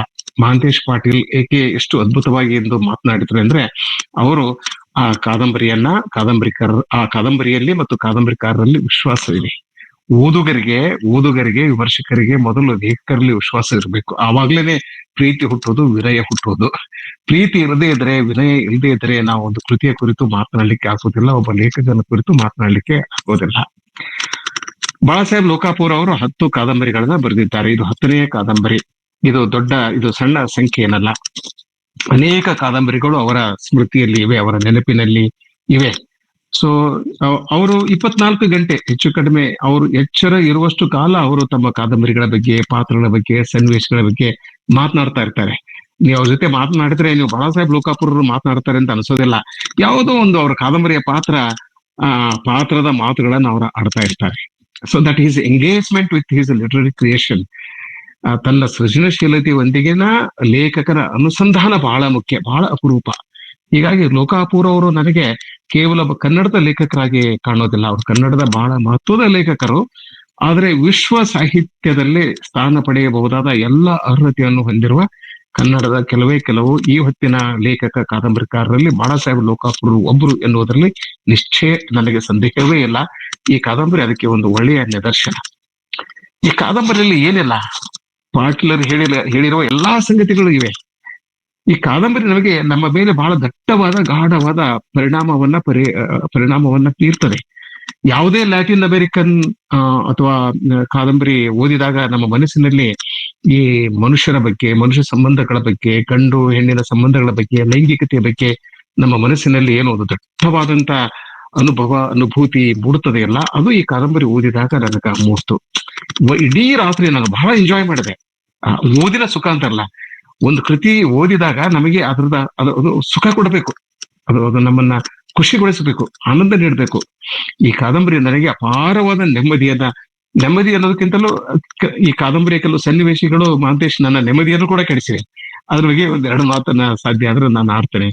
ಆದ್ರೆ ನನಗೆ ಅಪಾರವಾದ ಸುಖವನ್ನ ನೀಡಿದೆ ಆ 2 ವಾಡೆಗಳು, ಇಡೀ ಬೆಳಗಾವಿಯ ಪರಿಸರ, ಆಮೇಲೆ ಅದು ಹಿಮಾಲಯ ಆಗಿರ್ಬೋದು, ಮತ್ತು ಬೆಳಗಾವಿಯ ಬಸ್ ನಿಲ್ದಾಣ, ಆ 2 ವಾಡೆಗಳ ನಡುವೆ ಕುದುರೆ ಮೇಲೆ ಕುಳಿತು ಹೋಗ್ತಕ್ಕಂಥದ್ದು, ಗಾಡಿ ಮೇಲೆ ಕುಳಿತು ಹೋಗ್ತಕ್ಕಂಥದ್ದು, ಅಲ್ಲಿ ಸಡಗರ, ಸಂಭ್ರಮ, ಈ ಎಲ್ಲ ಪಾತ್ರಗಳು, ಅವರ ಮಾತುಗಳು, ಹೀಗಾಗಿ ಇಡೀ ಕಾದಂಬರಿ ನಮಗೆ ಒಂದು ಅದ್ಭುತವಾದ ಅನುಭವವನ್ನು ನೀಡ್ತದೆ. ಕಾದಂಬರಿ ನಮಗೆ ಅರ್ಥ ಆಗಬಹುದು, ಅರ್ಥ ಆಗದೇ ಇರಬಹುದು, ಆದ್ರೆ ಕಾದಂಬರಿ ನಮಗೆ ಒಂದು ಸುಖವನ್ನ, ಅನುಭೂತಿಯನ್ನ ನೀಡಬೇಕು. ಈ ಕೆಲಸ ಈ ಕಾದಂಬರಿ ಮಾಡಿದೆ. ಮತ್ತು ಈ ಕಾದಂಬರಿಯ ಅನೇಕ ಪುಟಗಳ ಮೇಲೆ ಬಾಳಾ ಸಾಹೇಬ್ ಲೋಕಾಪುರರ ಜೀವನ ದರ್ಶನ ಬಹಳ ಅದ್ಭುತವಾಗಿ ಮೂಡಿ ಬಂದಿದೆ. 1-2 ಸಾಲುಗಳನ್ನ ನಾನು ಓದಿ ಹೇಳ್ಬೇಕು. ಸೊ ಹುತ್ತದ ನಂತರ ಲೋಕಾಪುರ ಅವರ ಬಹಳ ಮಹತ್ವದ ಕಾದಂಬರಿ ನನಗೆ ದೇಹಿ ಕಾದಂಬರಿ ಅಂತ ನನಗೆ ಅನಿಸ್ತದೆ. ಅದಕ್ಕೆ ಅನೇಕ ಕಾರಣಗಳಿವೆ. ಭಾಷೆಯನ್ನ ಬಹಳ ಸಮರ್ಥವಾಗಿ ಬಳಸಿದ್ದಾರೆ. ಅಥಣಿ ಭಾಗದ ಭಾಷೆಯನ್ನ, ಪ್ರತಿಯೊಂದು ಪ್ರಾದೇಶಿಕ ಭಾಷೆಯಲ್ಲಿ ಒಂದು ಎಸೆನ್ಸ್ ಇರ್ತದೆ, ಒಂದು ಸತ್ವ ಇರ್ತದೆ. ಆ ಸತ್ವವನ್ನ ಲೇಖಕನಾದವನು ಸೆರೆ ಹಿಡಬೇಕು. ಇಲ್ಲದೆ ಇದ್ರೆ ಆ ಭಾಷೆನೇ ಒಂದು ಸೂತಕ ಆಗ್ಬಿಡ್ತದೆ, ಅಥವಾ ಆ ಭಾಷೆಯ ಚಕ್ರವ್ಯೂಹದಲ್ಲಿ ಲೇಖಕ ಸಿಕ್ಕಿ ಹಾಕಿಕೊಂಡು ಹೊರಗೆ ಬರದೆ ಒದ್ದಾಡುವ ಅನೇಕ ಉದಾಹರಣೆಗಳು ಕೂಡ ನಮ್ಮಲ್ಲಿವೆ. So you should be able to use language effectively. ಬಹಳ ಪರಿಣಾಮಕಾರಿಯಾಗಿ ಆ ಭಾಷೆಯನ್ನ ಬಳಸುವ ಶಕ್ತಿ ಲೇಖಕನ ಇರಬೇಕಾಗ್ತದೆ. ಕೇವಲ ಭಾಷೆ ಇದ್ರೆ ಸಾಲದು, ಭಾಷೆಯನ್ನು ಬಳಸುವ ಶಕ್ತಿ ಇರಬೇಕಲ್ಲ. ಅದರ ಹಿಂದೆ ಒಂದು ದೊಡ್ಡ ಸೃಜನಶೀಲ, ಕ್ರಿಯಾಶೀಲ ಶಕ್ತಿ ಇರಬೇಕಾಗ್ತದೆ. ಇದೆಲ್ಲ ಒಂದಕ್ಕೊಂದು ಸಂಬಂಧ ಇರ್ತದೆ. ಬರೀ ಭಾಷೆ ಇದ್ರೆ ಸಾಲದು, ಬರೀ ಅನುಭವ ಇದ್ರೆ ಸಾಲದು, ಬರೀ ಒತ್ತಡ ಅಥವಾ ಒಂದು ಫೋರ್ಸು, ಜೀವಂತಿಕೆ ಇದ್ರೆ ಸಾಲದು. ಎಲ್ಲವೂ ಮೇಳವಿಸಿಕೊಂಡಾಗ ದೇಹಿ ಅಂತ ಒಂದು ಕಾದಂಬರಿ ಹುಟ್ಕೋತಾರೆ. ಶೇಕ್ಸ್ಪಿಯರ್ ಅಂತ ಒಬ್ಬ ಲೇಖಕ, ಮಿಲ್ಟನ್ ಅಂತ ಒಬ್ಬ ಲೇಖಕ, ಲಾರೆನ್ಸ್ ಅಂತ ಒಬ್ಬ ಲೇಖಕ ಹುಟ್ಕೋತಾನೆ. ಸೊ ಈ ಕಾದಂಬರಿಯಲ್ಲಿ ಬಾಳಾ ಸಾಹೇಬ್ ಲೋಕಾಪುರರ ಅಗಾಧ ಜೀವನಾನುಭವ, ಅವರ ಓದು, ಅವರ ಚಿಂತನೆ, ಇದೆಲ್ಲ ಬಹಳ ಒಂದು ವಿಶಿಷ್ಟವಾದ ರೀತಿಯಲ್ಲಿ ಸಮ್ಮಿಲನಗೊಂಡು ಒಂದು ಅದ್ಭುತವಾದ ಕಲಾಕೃತಿ ಮೂಡಿದೆ. ಹೀಗಾಗಿ ಈ ಕಾದಂಬರಿ ಬಗ್ಗೆ ನಾವು ಅನೇಕ ಉಪನ್ಯಾಸಗಳನ್ನ ಏರ್ಪಡಿಸಬೇಕು. It's a very good beginning. Mahantesh Patil made a very good beginning, excellent beginning. So ಇದನ್ನ ಮುಂದುವರಿಕೆಯಾಗಿ ಯಾರಾದ್ರೂ ಇನ್ನೂ 2 ಉಪನ್ಯಾಸಗಳನ್ನ ಏರ್ಪಡಿಸಬೇಕು, ಅಥವಾ ಧಾರವಾಡ ಕಟ್ಟೆ ಆಫ್ಲೈನ್ ಮೂಲಕ ಈ ಕಾದಂಬರಿ ಕುರಿತು ಧಾರವಾಡದಲ್ಲಿ ಒಂದು ದಿನದ ಕಾರ್ಯಕ್ರಮವನ್ನ ಮಾಡಬಹುದು, ತಪ್ಪೇನಿಲ್ಲ. ಒಂದು ಮಹತ್ವದ ಕಾದಂಬರಿ ಬಂದಾಗ ಒಂದು 4 ಜನ ಕನ್ನಡದ ವಿದ್ವಾಂಸರು ಅದರ ಬಗ್ಗೆ ಮಾತನಾಡಿದ್ರೆ ತಪ್ಪೇನಿಲ್ಲ. ಮತ್ತು ಈ ಕಾದಂಬರಿ ಇಟ್ ಡಿಸರ್ವ್ಸ್ ಅಂತ ಒಂದು ಕಾರ್ಯಕ್ರಮ ಈ ಕಾದಂಬರಿ ನಿರೀಕ್ಷೆ ಮಾಡ್ತದೆ. ಇನ್ನು ಈ ಕಾದಂಬರಿ ನನ್ನ ಮೇಲೆ ಬೀರಿದ ಪ್ರಭಾವದ ಬಗ್ಗೆ ನಾನು ಕೆಲವೇ ಮಾತುಗಳನ್ನ ಹೇಳ್ತೇನೆ. ಮಹಾಂತೇಶ್ ಪಾಟೀಲರ ಮಾತಿಗೆ ಪೂರಕವಾಗಿ ಒಂದು ಇಲ್ಲಿ ಈ ಸೋಷಿಯಲ್ ಫ್ಯೂಡಲಿಸಂ, ಸ್ಪಿರಿಚುವಲ್ ಫ್ಯೂಡಲಿಸಂ ಅಂದ್ರಲ್ಲ, ಅದ್ರ ಜೊತೆ ಒಂದು ಜೆಂಡರ್ಡ್ ಫ್ಯೂಡಲಿಸಂ ಅನ್ನೋದು ಕೂಡ ಸೇರಿಸಬಹುದು. ಅದನ್ನ ವಿಶ್ಲೇಷಣೆ ಮಾಡ್ಲಿಕ್ಕೆ ನಾನು ಹೋಗೋದಿಲ್ಲ. ಒಂದು ಪ್ರಶ್ನೆ ಏನಂತಂದ್ರೆ, ಈ ಲಾವಣ್ಯ ಲಕ್ಷ್ಮಿ ಪಾತ್ರ ಇದೆಯಲ್ಲ, ಲಾವಣ್ಯ ಲಕ್ಷ್ಮಿ ಪಾತ್ರ ನನ್ನ ಮೇಲೆ ಬಹಳ ಪರಿಣಾಮ ಬೀರಿದ ಪಾತ್ರಗಳಲ್ಲಿ ಇದು ಕೂಡ ಒಂದು. ಎಲ್ಲಾ ಪಾತ್ರಗಳು ಜೀವಂತಿಕೆಯಿಂದ ಕೂಡಿವೆ. ಅದು ನಾಯಿಂದ Mallappa, it's an interesting character. ನಾಯಿಂದ ಮಲ್ಲಪ್ಪ ಆಗಿರ್ಬೋದು, ಬುಡ್ಡು ಸಾಬ್ ಆಗಿರ್ಬೋದು, ಹುಸೇನಿ ಆಗಿರ್ಬೋದು, ಪಿರಂಗಿಗೌಡ, ಬಸವೇಗೌಡ, ಡಿಂಗ್ರಿ ಸಿದ್ದ, ಸುಭಾಷ್, ಅನೇಕ ಪಾತ್ರಗಳು ಇವೆ. ಮತ್ತು ಇದು ಪರಿಸರ ಕೂಡ ಮಾತಾಡ್ತದೆ. ಇಲ್ಲಿ ಕೇವಲ ಪಾತ್ರಗಳು ಮಾತನಾಡೋದಲ್ಲ, ಪರಿಸರ ಮಾತಾಡ್ತದೆ, ವಾತಾವರಣ ಮಾತಾಡ್ತದೆ. ಮಹಾಂತೇಶ್ ಹೇಳಿದಾಗೆ ವಾಡೆ ಮಾತಾಡ್ತಾ ಇದೆ, ವಾಡೆಗೆ ಕಿವಿಗಳಿವೆ ಅಂತಕ್ಕಂಥ ಮಾತು ಅನೇಕ ಸಲ ಬರ್ತದೆ. ಅಲ್ಲಿ ಗಿಡಗಂಟೆಗಳಿವೆ, ಹೊರಗಡೆ ಪಕ್ಷಿಗಳು ಇವೆ, ನದಿ ಮಾತಾಡ್ತದೆ, ನೀರು ಮಾತಾಡ್ತದೆ, ಹಿಮಾಲಯ ಮಾತಾಡ್ತದೆ. ಸೊ ಈ ಮಾತನಾಡಿಸುವ ಶಕ್ತಿ ಲೇಖಕನಿಗಿದೆ. That's very important. ಎಲ್ಲರಿಗೂ ಎಲ್ಲವೂ ಮಾತಾಡೋದಿಲ್ಲ. ನಾನು ಮಾತಾಡೋ ಅಂದ್ರೆ ಕಲ್ಲು ಮಾತಾಡೋದಿಲ್ಲ, ಆದ್ರೆ ಅಕ್ಕಮಾದೇವಿ ಮಾತಾಡೋದ್ರೆ ಕಲ್ಲು ಮಾತಾಡ್ತೈತಿ. ಅಲ್ಲಮನಿಗೆ ಕಲ್ಲನ್ನ ಮಾತಾಡಿಸುವ ಶಕ್ತಿ ಇತ್ತು. ಹಾಗೆ ಈ ಕಾದಂಬರಿಕಾರ ಬಾಳಾ ಸಾಹೇಬ್ ಲೋಕಾಪುರ್ ಅವರಿಗೆ ಮರಗಳನ್ನ, ಪಕ್ಷಿಗಳನ್ನ, ನದಿ ಸಾಗರವನ್ನ, ಹಿಮಾಲಯವನ್ನ ಮಾತನಾಡಿಸುವ ಶಕ್ತಿ ಇದೆ. ಲಾವಣ್ಯ ಲಕ್ಷ್ಮಿ ನೋಡಿ, ತನ್ನ ತಂದೆಯ ವಿರುದ್ಧವಾಗಿ ಈ ಸ್ವಾಮಿ, ಹಿರೇಮಠದ ಸ್ವಾಮಿ ಏನು ಒಂದು ಮಾತು ಹೇಳ್ತಾನಲ್ಲ, ಏನಂತಂದ್ರ ಗೌಡ ಆಗ್ಲೇ ಸತ್ತೋಗಿದ್ದಾನೆ, ಅವನ ಸ್ಮಶಾನಕ್ಕೆ ತೆಗೆದುಕೊಂಡು ಹೋಗ್ಲಾಗಿತ್ತು, ಹೀಗಾಗಿ ಅವನು ಮತ್ತೆ ವಾಡಕ್ಕೆ ಬಂದು ಈ ಗೌಡಿಕೆಯನ್ನ, ಸರ್ಕಾರವನ್ನ ನಡೆಸಲಿಕ್ಕೆ ಸಾಧ್ಯ ಇಲ್ಲ ಅಂತ ಹೇಳಿದಾಗ ಅವಳಿಗೆ ಎಷ್ಟು ಸಿಟ್ಟು ಬರ್ತದೆ ಅಂತಂದ್ರೆ ಅವನನ್ನ ಕೊಂದು ಹಾಕ್ಸ್ಬಿಡ್ತಾಳೆ ಆಕೆ. ಅಂದ್ರ ಈ ಹಿರೇಮಠ ಸ್ವಾಮಿಯನ್ನ ಕೊಂದು ಹಾಕುವ, ಅವನ ಹತ್ಯೆ ಮಾಡುವ ಒಂದು ದೃಶ್ಯ ಅದ್ರ ಬಹಳ ವಿವರಣೆ ಇಲ್ಲ, ಬಹಳ ವಿವರಣೆ ಇಲ್ಲ. ಆದ್ರೆ ನಮ್ಮ ಕಲ್ಪನೆಯಿಂದ ನಾವು ಅದನ್ನು ಊಹೆ ಮಾಡಿಕೊಳ್ಬಹುದು. ಪ್ರಶ್ನೆ ಏನಂತಂದ್ರೆ, ತನ್ನ ತಂದೆ ತನ್ನ ವಾಡೆಯಲ್ಲಿ ಇರದ ಹಾಗೆ ಮಾಡಿದ ಸ್ವಾಮಿಯನ್ನ ತಕ್ಷಣವೇ ಕೊಂದು ಹಾಕಿ ಸೇಡು ತೀರಿಸಿಕೊಳ್ಳುವ, ಪ್ರತೀಕಾರ ತೀರಿಸಿಕೊಳ್ಳುವ ಲಾವಣ್ಯ ಲಕ್ಷ್ಮಿ ತನ್ನ ಒಪ್ಪಿಗೆ ಇಲ್ಲದೆ ತನ್ನ ಮೇಲೆ ಬಲಾತ್ಕಾರ ಮಾಡಿ ತಾನು ಗರ್ಭವತಿಯಾಗಿ ಮಾಡಿದ ಈ ಡಿಂಗ್ರಿ ಸಿದ್ದನನ್ನ ಹೇಗೆ ಕ್ಷಮಿಸಿದಳು ಅನ್ನೋದು ಒಂದು ಪ್ರಶ್ನೆ. ಪ್ರತಿರೋಧ ಸರಿ, ಆ ನೆಲೆಯಿಂದ ಕೂಡ ನೋಡ್ಬೋದು. ಆದ್ರೆ ಈಗ ಡಿಂಗ್ರಿ ಸಿದ್ದ ಅವಳನ್ನ ಬಲಾತ್ಕಾರ ಮಾಡಿದ ಮೇಲೆ ಅದು ಕೂಡ ಒಂದು ರೀತಿಯ ಫ್ಯೂಡಲಿಸಂ ಅಲ್ಲ, ಗಂಡಸಿನ ಫ್ಯೂಡಲಿಸಂ. ಅಲ್ಲಿ ಜಾತಿ ಬರೋದಿಲ್ಲ, ಯಾವುದೋ ಜಾತಿ ಧರ್ಮ ಮುಖ್ಯ ಆಗೋದಿಲ್ಲ. Rapist is A rapist. ಅವನು ಮಾನಭಂಗ ಮಾಡ್ತಾನೆ. ಅಂದ್ರೆ ವಾಡೆಯಲ್ಲಿ ಒಬ್ಬ ಸಾಮಾನ್ಯ ಮನುಷ್ಯ ಬರುವುದು ಬಹಳ ಕಷ್ಟದ ಕೆಲಸ. ಅಂತವನು ಅವಳ ಖಾಸಗಿ ಕೋಣೆಗೆ ಹೋಗಿ, ಲಾವಣ್ಯ ಲಕ್ಷ್ಮಿ ಮಲಗುವ ಖಾಸಗಿ ಕೋಣೆಗೆ ಹೋಗಿ ಬಾಗಿಲು ಹಾಕಿ ಮೃಗಿಯ ರೀತಿಯಲ್ಲಿ ಅತ್ಯಂತ ಕ್ರೂರವಾಗಿ ಅವಳ ಮೇಲೆ ಬಲಾತ್ಕಾರ ಮಾಡಿ ಅವಳು ಗರ್ಭವತಿ ಆಗ್ತಾಳೆ. ಆಗ ಆಕೆಗೆ ಒಂದ್ಸಲ ಅನ್ನಿಸ್ತದೆ, ನಾನು ಎಷ್ಟು ಜನರನ್ನ ಕೊಂದು ಹಾಕ್ಸಿಲ್ಲ, ವಾಡ್ಯದಲ್ಲಿ ಎಷ್ಟು ಹೆಣಗಳು ಬಿದ್ದಿಲ್ಲ, ನದಿಯಲ್ಲಿ ಎಷ್ಟು ಹೆಣಗಳು ತೇಲಿ ಹೋಗಿಲ್ಲ, ಈ ಒಂದು ನನ್ನ ಹೊಟ್ಟೆಯಲ್ಲಿ ಬೆಳೆತಕ್ಕಂತ ಒಂದು ಈ ಕೂಸಿದೆಯಲ್ಲ, ಇದನ್ನ ಹೊತ್ತಾಕುವುದು ನನಗೇನು ಕಷ್ಟದ ಕೆಲಸ ಅಲ್ಲ ಅಂತ ಅವಳು ಅನ್ಕೋತಾಳೆ. ಆದ್ರೆ ಯಾಕೆ ಹೋದ್ರು ಅನ್ನೋದು ಒಂದು ಪ್ರಶ್ನೆ. ಆಮೇಲೆ ಸುಭಾಷ್ ಗೌಡ್ ಅವನು ಬರ್ತಾನೆ, ಅವನು ಆಕೆಗೆ ಪತ್ರ ಬರೀತಾನೆ, ನಾನು ಬರ್ತೀನಿ, ನನ್ನ ಊರನ್ನ ಬಿಟ್ಟು ನಿನ್ನ ಊರಲ್ಲಿ ನಾನು ನಿಂತ್ಕೊಡ್ತೇನೆ ಅಂತೆಲ್ಲ ಹೇಳ್ತಾನೆ. ಆದ್ರೆ ಅವನು ಬರುವ ಮೊದ್ಲೇ ಆಕೆ ಹೊರಟು ಹೋಗ್ಬಿಡ್ತಾಳೆ. ಇದು ಒಂದು ನನ್ನನ್ನು ಬಹಳ ಸಲ ನನಗೆ ಕಾಡ್ತು. ನಾನೇನಾದ್ರೂ ಈ ಕಾದಂಬರಿ ಬರೆದಿದ್ರೆ ಲಾವಣ್ಯ ಲಕ್ಷ್ಮಿ ಸುಭಾಸನನ್ನ ಬಿಟ್ಟು ಹೋಗೋ ಹಾಗೆ ನಾನು ಮಾಡ್ತಾ ಇರ್ಲಿಲ್ಲ. I wanted both of them to come together.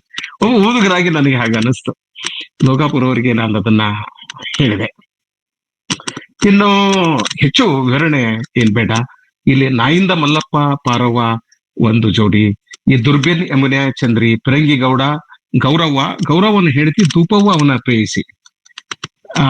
ಬಸವೇಗೌಡನಿಗೆ ನೋಡ್ತಿರ್ತಾಳೆ, Neelavva ಅವನ ಪ್ರೇಯಿಸಿ. ಈ ನೀಲವ್ವ ಮತ್ತು ಧೂಪವರ ನಡುವೆ ಅಜಗಜಾಂತರ ವ್ಯತ್ಯಾಸ ಇದೆ. ಬಸವೇಗೌಡನ ಹೆಂಡತಿ ನೀಲವ್ವನ ಕಪಾಳಕ್ಕೆ ಹೊಡೆದು ಅವಳಿಗೆ ಬುದ್ಧಿ ಕಲಿಸಲು ಪ್ರಯತ್ನಿಸಿದರೆ, ಈ ಪಿರಂಗಿ ಗೌಡನ ಪ್ರೇಯಿಸಿ ಧೂಪವನನ್ನ ಗೌರವ ಕೊಲೆ ಮಾಡೋದಕ್ಕೆ ಪ್ರಯತ್ನ ಮಾಡ್ತಾಳೆ. ಆಕಿ ಅವರಿಬ್ರು ತನ್ನ ಗಂಡ ಪ್ರೇಯಸಿಯನ್ನು ಅಪ್ಪಿಕೊಂಡಿದ್ದನ್ನ ನೋಡಿ ಅವರ ಮೇಲೆ ಆಕಿ ಬಂದೂಕಿನಿಂದ ಶೂಟ್ ಮಾಡ್ತಾಳೆ. ಶೂಟ್ ಮಾಡ್ತಾಳೆ, ಅವ್ರನ್ನ ಕೊಲ್ಲೋದಿಲ್ಲಕಿ. ಅದು ಬಂದೂಕಿನ ಗೋಡೆಗೆ ಬರೆದು ಗೋಡೆಯಲ್ಲಿ ಒಂದು ರಂಧ್ರ ಕ್ರಿಯೇಟ್ ಆಗ್ತದೆ. ಅದೆಲ್ಲ ಇರಲಿ ಅಂತ ಅನೇಕ ಪ್ರಶ್ನೆಗಳು ಈ ಕಾದಂಬರಿ ಓದಿದಾಗ ನಮ್ಮ ಅನುಭವಕ್ಕೆ ಬರ್ತವೆ. ಆದ್ರೆ ಇಲ್ಲಿ ಏನಂತಂದ್ರೆ ಪುರುಷ ಪಾತ್ರಗಳಿಂದ ಸ್ತ್ರೀ ಪಾತ್ರಗಳು ಹೆಚ್ಚು ಸಶಕ್ತವಾಗಿವೆ. ಬಸವೇಗೌಡ ಅಂಜಿ ತನ್ನ ತೋಟಕ್ಕೆ ಹೋಗ್ತಾನೆ, ಪಿರಂಗೇಗೌಡ ಊರ ಬಿಟ್ಟು ಹೋಗ್ತಾನೆ, ನಾಯಿಂದ ಮಲ್ಲಪ್ಪ ಹೋಗ್ತಾನೆ. ಆದ್ರೆ ಪಾರವ್ವ ಗಟ್ಟಿಯಾಗಿ ಮನೇಲಿ ಇಟ್ಕೊಂಡು ದುಡಿದು ಅಣ್ಣನ ಹೆಂಡತಿಗೆ ಸೇವೆಯನ್ನ ಮಾಡಿ ಆಕೆಗೆ ಪರಲಾಯ್ಸ್ ಆಗಿರ್ತದೆ. ಕಷ್ಟಪಟ್ಟು ಬದುಕನ್ನ ಕಟ್ಟಿಕೊಳ್ಳಲಿಕ್ಕೆ ಪ್ರಯತ್ನಿಸ್ತಾಳೆ. ಹಾಗೆಯೇ ಇಲ್ಲಿ ಪಿರಂಗೇಗೌಡನ ಹೆಂಡತಿ ಆಗಿರ್ಬೋದು, ಆಮೇಲೆ ಬಸವೇಗೌಡನ ಹೆಂಡತಿ ಆಗಿರ್ಬೋದು, ಅವರು ಕೂಡ ಸಂಸಾರವನ್ನ ಕಟ್ಟಿಕೊಡ್ತಾರೆ. ಆದ್ರೆ ಪಿರಂಗೇಗೌಡ ಓಡ್ ಹೋಗ್ತಾನೆ. ಅಂದ್ರೆ ಸ್ತ್ರೀ ಪಾತ್ರಗಳು ಹೆಚ್ಚು ಸಶಕ್ತವಾಗಿವೆ, ಹೆಚ್ಚು ಜೀವಂತಿಕೆಯಿಂದ ಕೂಡಿವೆ ಮತ್ತು ಅನೇಕ ಈ ಕಾದಂಬರಿಯ ಮುಖ್ಯ ವಸ್ತುವನ್ನ ಅವು ನಿಭಾಯಿಸ್ತವೆ. ಅಂದ್ರೆ ಬದುಕನ್ನ ನಿಭಾಯಿಸುವ, ಬದುಕಿನ ಸಂಕಷ್ಟಗಳನ್ನು ಎದುರಿಸುವ, ಬದುಕನ್ನು ಸರಿಯಾದ ದಾರಿಗೆ ತರುವ ಶಕ್ತಿ ಸ್ತ್ರೀ ಪಾತ್ರಗಳಲ್ಲಿದೆ. ಇದು ಸರಿಯಾದ ಒಂದು ಕ್ರಮ. ಯಾಕೆಂದ್ರೆ ಸ್ತ್ರೀಯರಿಗೆ ಅಂತ ಒಂದು ಶಕ್ತಿ ಇದೆ, ಹೆಣ್ಣು ಮಕ್ಕಳಿಗೆ ಅಂತ ಒಂದು ಶಕ್ತಿ ಇದೆ. ಯಾವುದೇ ಒಂದು ಸಮಾಜ, ಒಂದು ದೇಶ, ಒಂದು ನಾಡು ಸ್ತ್ರೀ ಶಕ್ತಿಯನ್ನ ಗೌರವಿಸಬೇಕು, ಸ್ತ್ರೀಯರನ್ನ ಗೌರವಿಸಬೇಕು ಮತ್ತು ಸ್ತ್ರೀಯರಿಗೆ ತಮ್ಮ ಬದುಕನ್ನ ಕಟ್ಟಿಕೊಳ್ಳಲು, ಕುಟುಂಬವನ್ನು ಕಟ್ಟಿಕೊಳ್ಳಲು, ನಾಡು ನುಡಿಯನ್ನ ಕಟ್ಟಿಕೊಳ್ಳಲು ಅನೇಕ ರೀತಿಯ ನೆರವನ್ನ, ಸಹಾಯವನ್ನ ನೀಡ್ಬೇಕು. ಅದೇನೇ ಇರಲಿ, ಈ ಕಾದಂಬರಿ ನನಗೆ ಓದಿನ ಸುಖ ನೀಡಿತು. ಇದರ ಬಗ್ಗೆ ನಾನು ಮತ್ತೆ ಬೇರೆ ಸಂದರ್ಭದಲ್ಲಿ ಮಾತನಾಡ್ತೇನೆ, ಈ ಕಾದಂಬರಿಯ ಬಗ್ಗೆ ಬರೀತೇನೆ. ಇಷ್ಟು ಮಾತುಗಳು ಈ ಸಂದರ್ಭದಲ್ಲಿ ಸಾಕು. ಮತ್ತೊಮ್ಮೆ ನಾನು ಮಹಾಂತೇಶ್ ಪಾಟೀಲ್ರಿಗೆ ಕೃತಜ್ಞತೆ ಸಲ್ಲಿಸ್ತೇನೆ ಮತ್ತು ಧಾರವಾಡ ಕಟ್ಟೆಯ ಪರವಾಗಿ, ಕನ್ನಡ ಓದುಗರ ಪರವಾಗಿ, ವಿಮರ್ಶಕರ ಪರವಾಗಿ ನಾನು ಬಾಳಾ ಸಾಹೇಬ್ ಲೋಕಾಪುರ ಅವರಿಗೆ ಕೃತಜ್ಞತೆಗಳನ್ನ ಸಲ್ಲಿಸ್ತೇನೆ, ಧನ್ಯವಾದಗಳನ್ನ ಸಲ್ಲಿಸುತ್ತೇನೆ. ಕನ್ನಡಿಗರಿಗೆ ಒಂದು ಹೊಸ ಕಾದಂಬರಿಯನ್ನ, ಒಂದು ಅದ್ಭುತ ಕಾದಂಬರಿಯನ್ನ ಓದಲು ನೀಡಿದ್ದಾರೆ. 20ನೇ ಶತಮಾನದ ಒಂದು ದೊಡ್ಡ ಸಾಹಿತ್ಯ ಪ್ರಕಾರ ಅಂತಂದ್ರೆ ಕಾದಂಬರಿ. ಎಲ್ಲಿಯವರೆಗೆ ನಾವು ಕಾದಂಬರಿಯನ್ನ ಬರೆಯುವುದಿಲ್ಲವೋ ಅಲ್ಲಿಯವರೆಗೆ ನಾವು ದೊಡ್ಡ ಲೇಖಕರು ಆಗುವುದಿಲ್ಲ ಅಂತ ಅನೇಕ ಜನರು ಹೇಳ್ತಾ ಇದ್ದಾರೆ. ನನ್ನ ವಾದ ಏನಲ್ಲ. ಆದ್ರೆ ಕಾದಂಬರಿ ಏನಿದೆಯಲ್ಲ, ಅದು ಒಂದು ಕಾಲದಲ್ಲಿ ಮಹಾಕಾವ್ಯಕ್ಕೆ ಇದ್ದ ಸ್ಥಾನಮಾನ ಇವತ್ತು ಕಾದಂಬರಿಗೆ ಬಂದಿದೆ. ಬಾಳಾ ಸಾಹೇಬ್ ಲೋಕಾಪುರರ ದೇಹಿ ಕೂಡ ಒಂದು ಮಹಾಕಾವ್ಯ ಅಂತ ನಾವು ಪರಿಗಣಿಸಬೇಕು. ಎಲ್ಲರಿಗೂ ನಮಸ್ಕಾರ. ಮತ್ತೆ ನಾವು ಗುರುವಾರ ಭೇಟಿಯಾಗೋಣ, ಶನಿವಾರ ಭೇಟಿಯಾಗೋಣ. ಧಾರವಾಡ ಕಟ್ಟೆಯ ಕಾರ್ಯಕ್ರಮಗಳಿಗೆ ಬನ್ನಿ, ನಮ್ಮ ಜೊತೆ ಇರಿ, ಕಟ್ಟೆಯನ್ನ ಪ್ರೋತ್ಸಾಹಿಸಿ. ಎಲ್ಲರಿಗೂ ನಮಸ್ಕಾರ. ತುಂಬ ಧನ್ಯವಾದಗಳು ಸರ್. ಅತ್ಯಂತ ಅರ್ಥಗರ್ಭಿತವಾಗಿ ದೇಹಿ ಕೃತಿಯ ಕುರಿತು ಮಾತನಾಡಿದಿರಿ. ಧಾರವಾಡ ಕಟ್ಟೆ ಧಾರವಾಡ, ಆದಿಕವಿ ಶ್ರೀ ವಾಲ್ಮೀಕಿ ವಿಶ್ವವಿದ್ಯಾಲಯ ರಾಯಚೂರು, CVG ಪಬ್ಲಿಕೇಶನ್ ಬೆಂಗಳೂರು ಇವರ ಸಹಯೋಗದಲ್ಲಿ ಶೇಕ್ಸ್ಪಿಯರ್ ನಾಟಕಗಳ ಉಪನ್ಯಾಸ ಮಾಲಿಕೆಯನ್ನ ಧಾರವಾಡ ಕಟ್ಟೆ ಹಮ್ಮಿಕೊಂಡಿದೆ. ಇದೇ ಶನಿವಾರ 30ನೇ ತಾರೀಕು ಸಂಜೆ 6 ಗಂಟೆಗೆ ಶ್ರೀ ಶಿವಪೂಜೆ ಕೋಟಿ ಪ್ರಾಧ್ಯಾಪಕರು, ಕ್ಲಸ್ಟರ್ ಮಹಾವಿದ್ಯಾಲಯ ಬೆಂಗಳೂರು ಇವರು ಶೇಕ್ಸ್ಪಿಯರ್ನ ಹೆನ್ರಿ IV ಕೃತಿಯ ಕುರಿತು ಮಾತನಾಡಲಿದ್ದಾರೆ. ಹೀಗಾಗಿ ತಾವೆಲ್ಲರೂ ಕೂಡ ಇದೇ ಒಂದು ಲಿಂಕ್ ಅನ್ನು ಬಳಸಿಕೊಂಡು ಆ ದಿನವೂ ಕೂಡ ಕಾರ್ಯಕ್ರಮಕ್ಕೆ ಹಾಜರಾಗಬೇಕೆಂದು ಕೋರಲಾಗಿದೆ. ಇದೇ ರೀತಿ ಈಗ ವೇದಿಕೆ ಚರ್ಚೆಗೆ ತೆರೆದುಕೊಳ್ಳುತ್ತದೆ. ಯಾರಿಗಾದರೂ ಏನಾದರೂ ಪ್ರಶ್ನೆಗಳಿದ್ದರೆ ಲೇಖಕರಿಗೆ ಮತ್ತು ವಿಮರ್ಶಕರಿಗೆ ಕೇಳಬಹುದು. ತಮ್ಮ ಆಡಿಯೋನ ಅನ್ಮ್ಯೂಟ್ ಮಾಡಿಕೊಂಡು ಎಲ್ಲರೂ ಪ್ರಶ್ನೆಗಳನ್ನ ಕೇಳ್ಕೊ ಪ್ಲೀಸ್.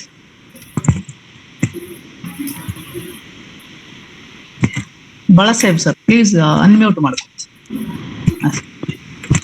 Prashant, yes sir. ನಾನೇ ಒಂದು ಮಾತನ್ನ ಆಡ್ ಮಾಡ್ತೀನಿ. ಆಗ್ಲೇ ಹೇಳಿ. ಬಾಳಾಸಾಹೇಬ್ ಲೋಕಾಪುರ್ ಸರ್ ಹೇಳಿದ್ರು, ಇದು ಕುದುರೆ ಮತ್ತು ಎತ್ತಿನ ಗಾಡಿ ಕಾಗದ ಕಥೆ ಅಂತ. ಹಾ ಸರ್. ಬಟ್ ನನಗೆ ಈ ಕಾದಂಬರಿಯನ್ನ ಓದ್ತಾ ಹೋದಾಗ ಇದು ಕಾಂಟೆಂಪ್ರರಿ ಕೂಡ ಅನಿಸ್ತು, ಇದು ಸಮಕಾಲೀನ ಅನಿಸ್ತು. Okay sir. ಸುಮ್ಮನೆ ನೋಡಿ, ಅಲ್ಲಿ ವಾಡೆಯ ಸ್ಥಾನದ ಒಳಗಡೆಗೆ ಎಸ್ಟೇಟ್ ಅನ್ನ ನೆನಪಿಸ್ಕೊಳ್ಳಿ, ಫಾರ್ಮ್ ಹೌಸ್ ಅನ್ನ ನೆನಪಿಸ್ಕೊಳ್ಳಿ, ಅಥವಾ ಕ್ಲಬ್ ಹೌಸ್ ಅನ್ನ ನೆನಪಿಸ್ಕೊಳ್ಳಿ. ಸುಮ್ಮನೆ ಇವತ್ತು ಒಟ್ಟು ರಾಜಕೀಯ ಸಂಚಲನ ಮಾಡ್ತಾ ಇರೋದನ್ನೇ ಇವತ್ತಿನ ಎಸ್ಟೇಟ್ಗಳು, ಫಾರ್ಮ್ ಹೌಸು, ಕ್ಲಬ್ ಹೌಸು ಮತ್ತು ನಮ್ಮ ಸಂಸತ್, ಆ ತರದ ಒಂದು ಅದೇನು ಪವರ್ ಸೆಂಟರ್ ಏನಿದೆ ಅಲ್ಲ, ಅದು ಒಟ್ಟು ಸೋಷಿಯಲ್ನ ಎಲ್ಲ ಪಲ್ಲಟಗಳ ನಡೀತಾ ಇರೋದನ್ನೇ ಆ ಸೆಂಟರ್ ಇಂದ. ಹಂಗಾಗಿ ಇಲ್ಲಿ ವಾಡಿಯ ಸ್ಥಾನದ ಒಳಗಡೆಗಿಟ್ಟು ನಾವು ಫಾರ್ಮ್ ಹೌಸು ಅಥವಾ ಚಿಕ್ಕಮಂಗ್ಳೂರು, ಕೊಡಗು ಭಾಗದ ಎಸ್ಟೇಟ್ಗಳನ್ನ ಇಟ್ಕೊಂಡ್ರೆ ಇದು ಯಾವ ಕಾಲದ ಕಾದಂಬರಿ ಆದ್ರೂ ಹೌದು. Thank you. Correct. Right sir. ಮತ್ತೆ ಎಸ್ ಸರ್. ಬೇರೆ ಯಾರಿಗಾದ್ರೂ ಏನಾದ್ರು ಪ್ರಶ್ನೆಗಳಿದೆ?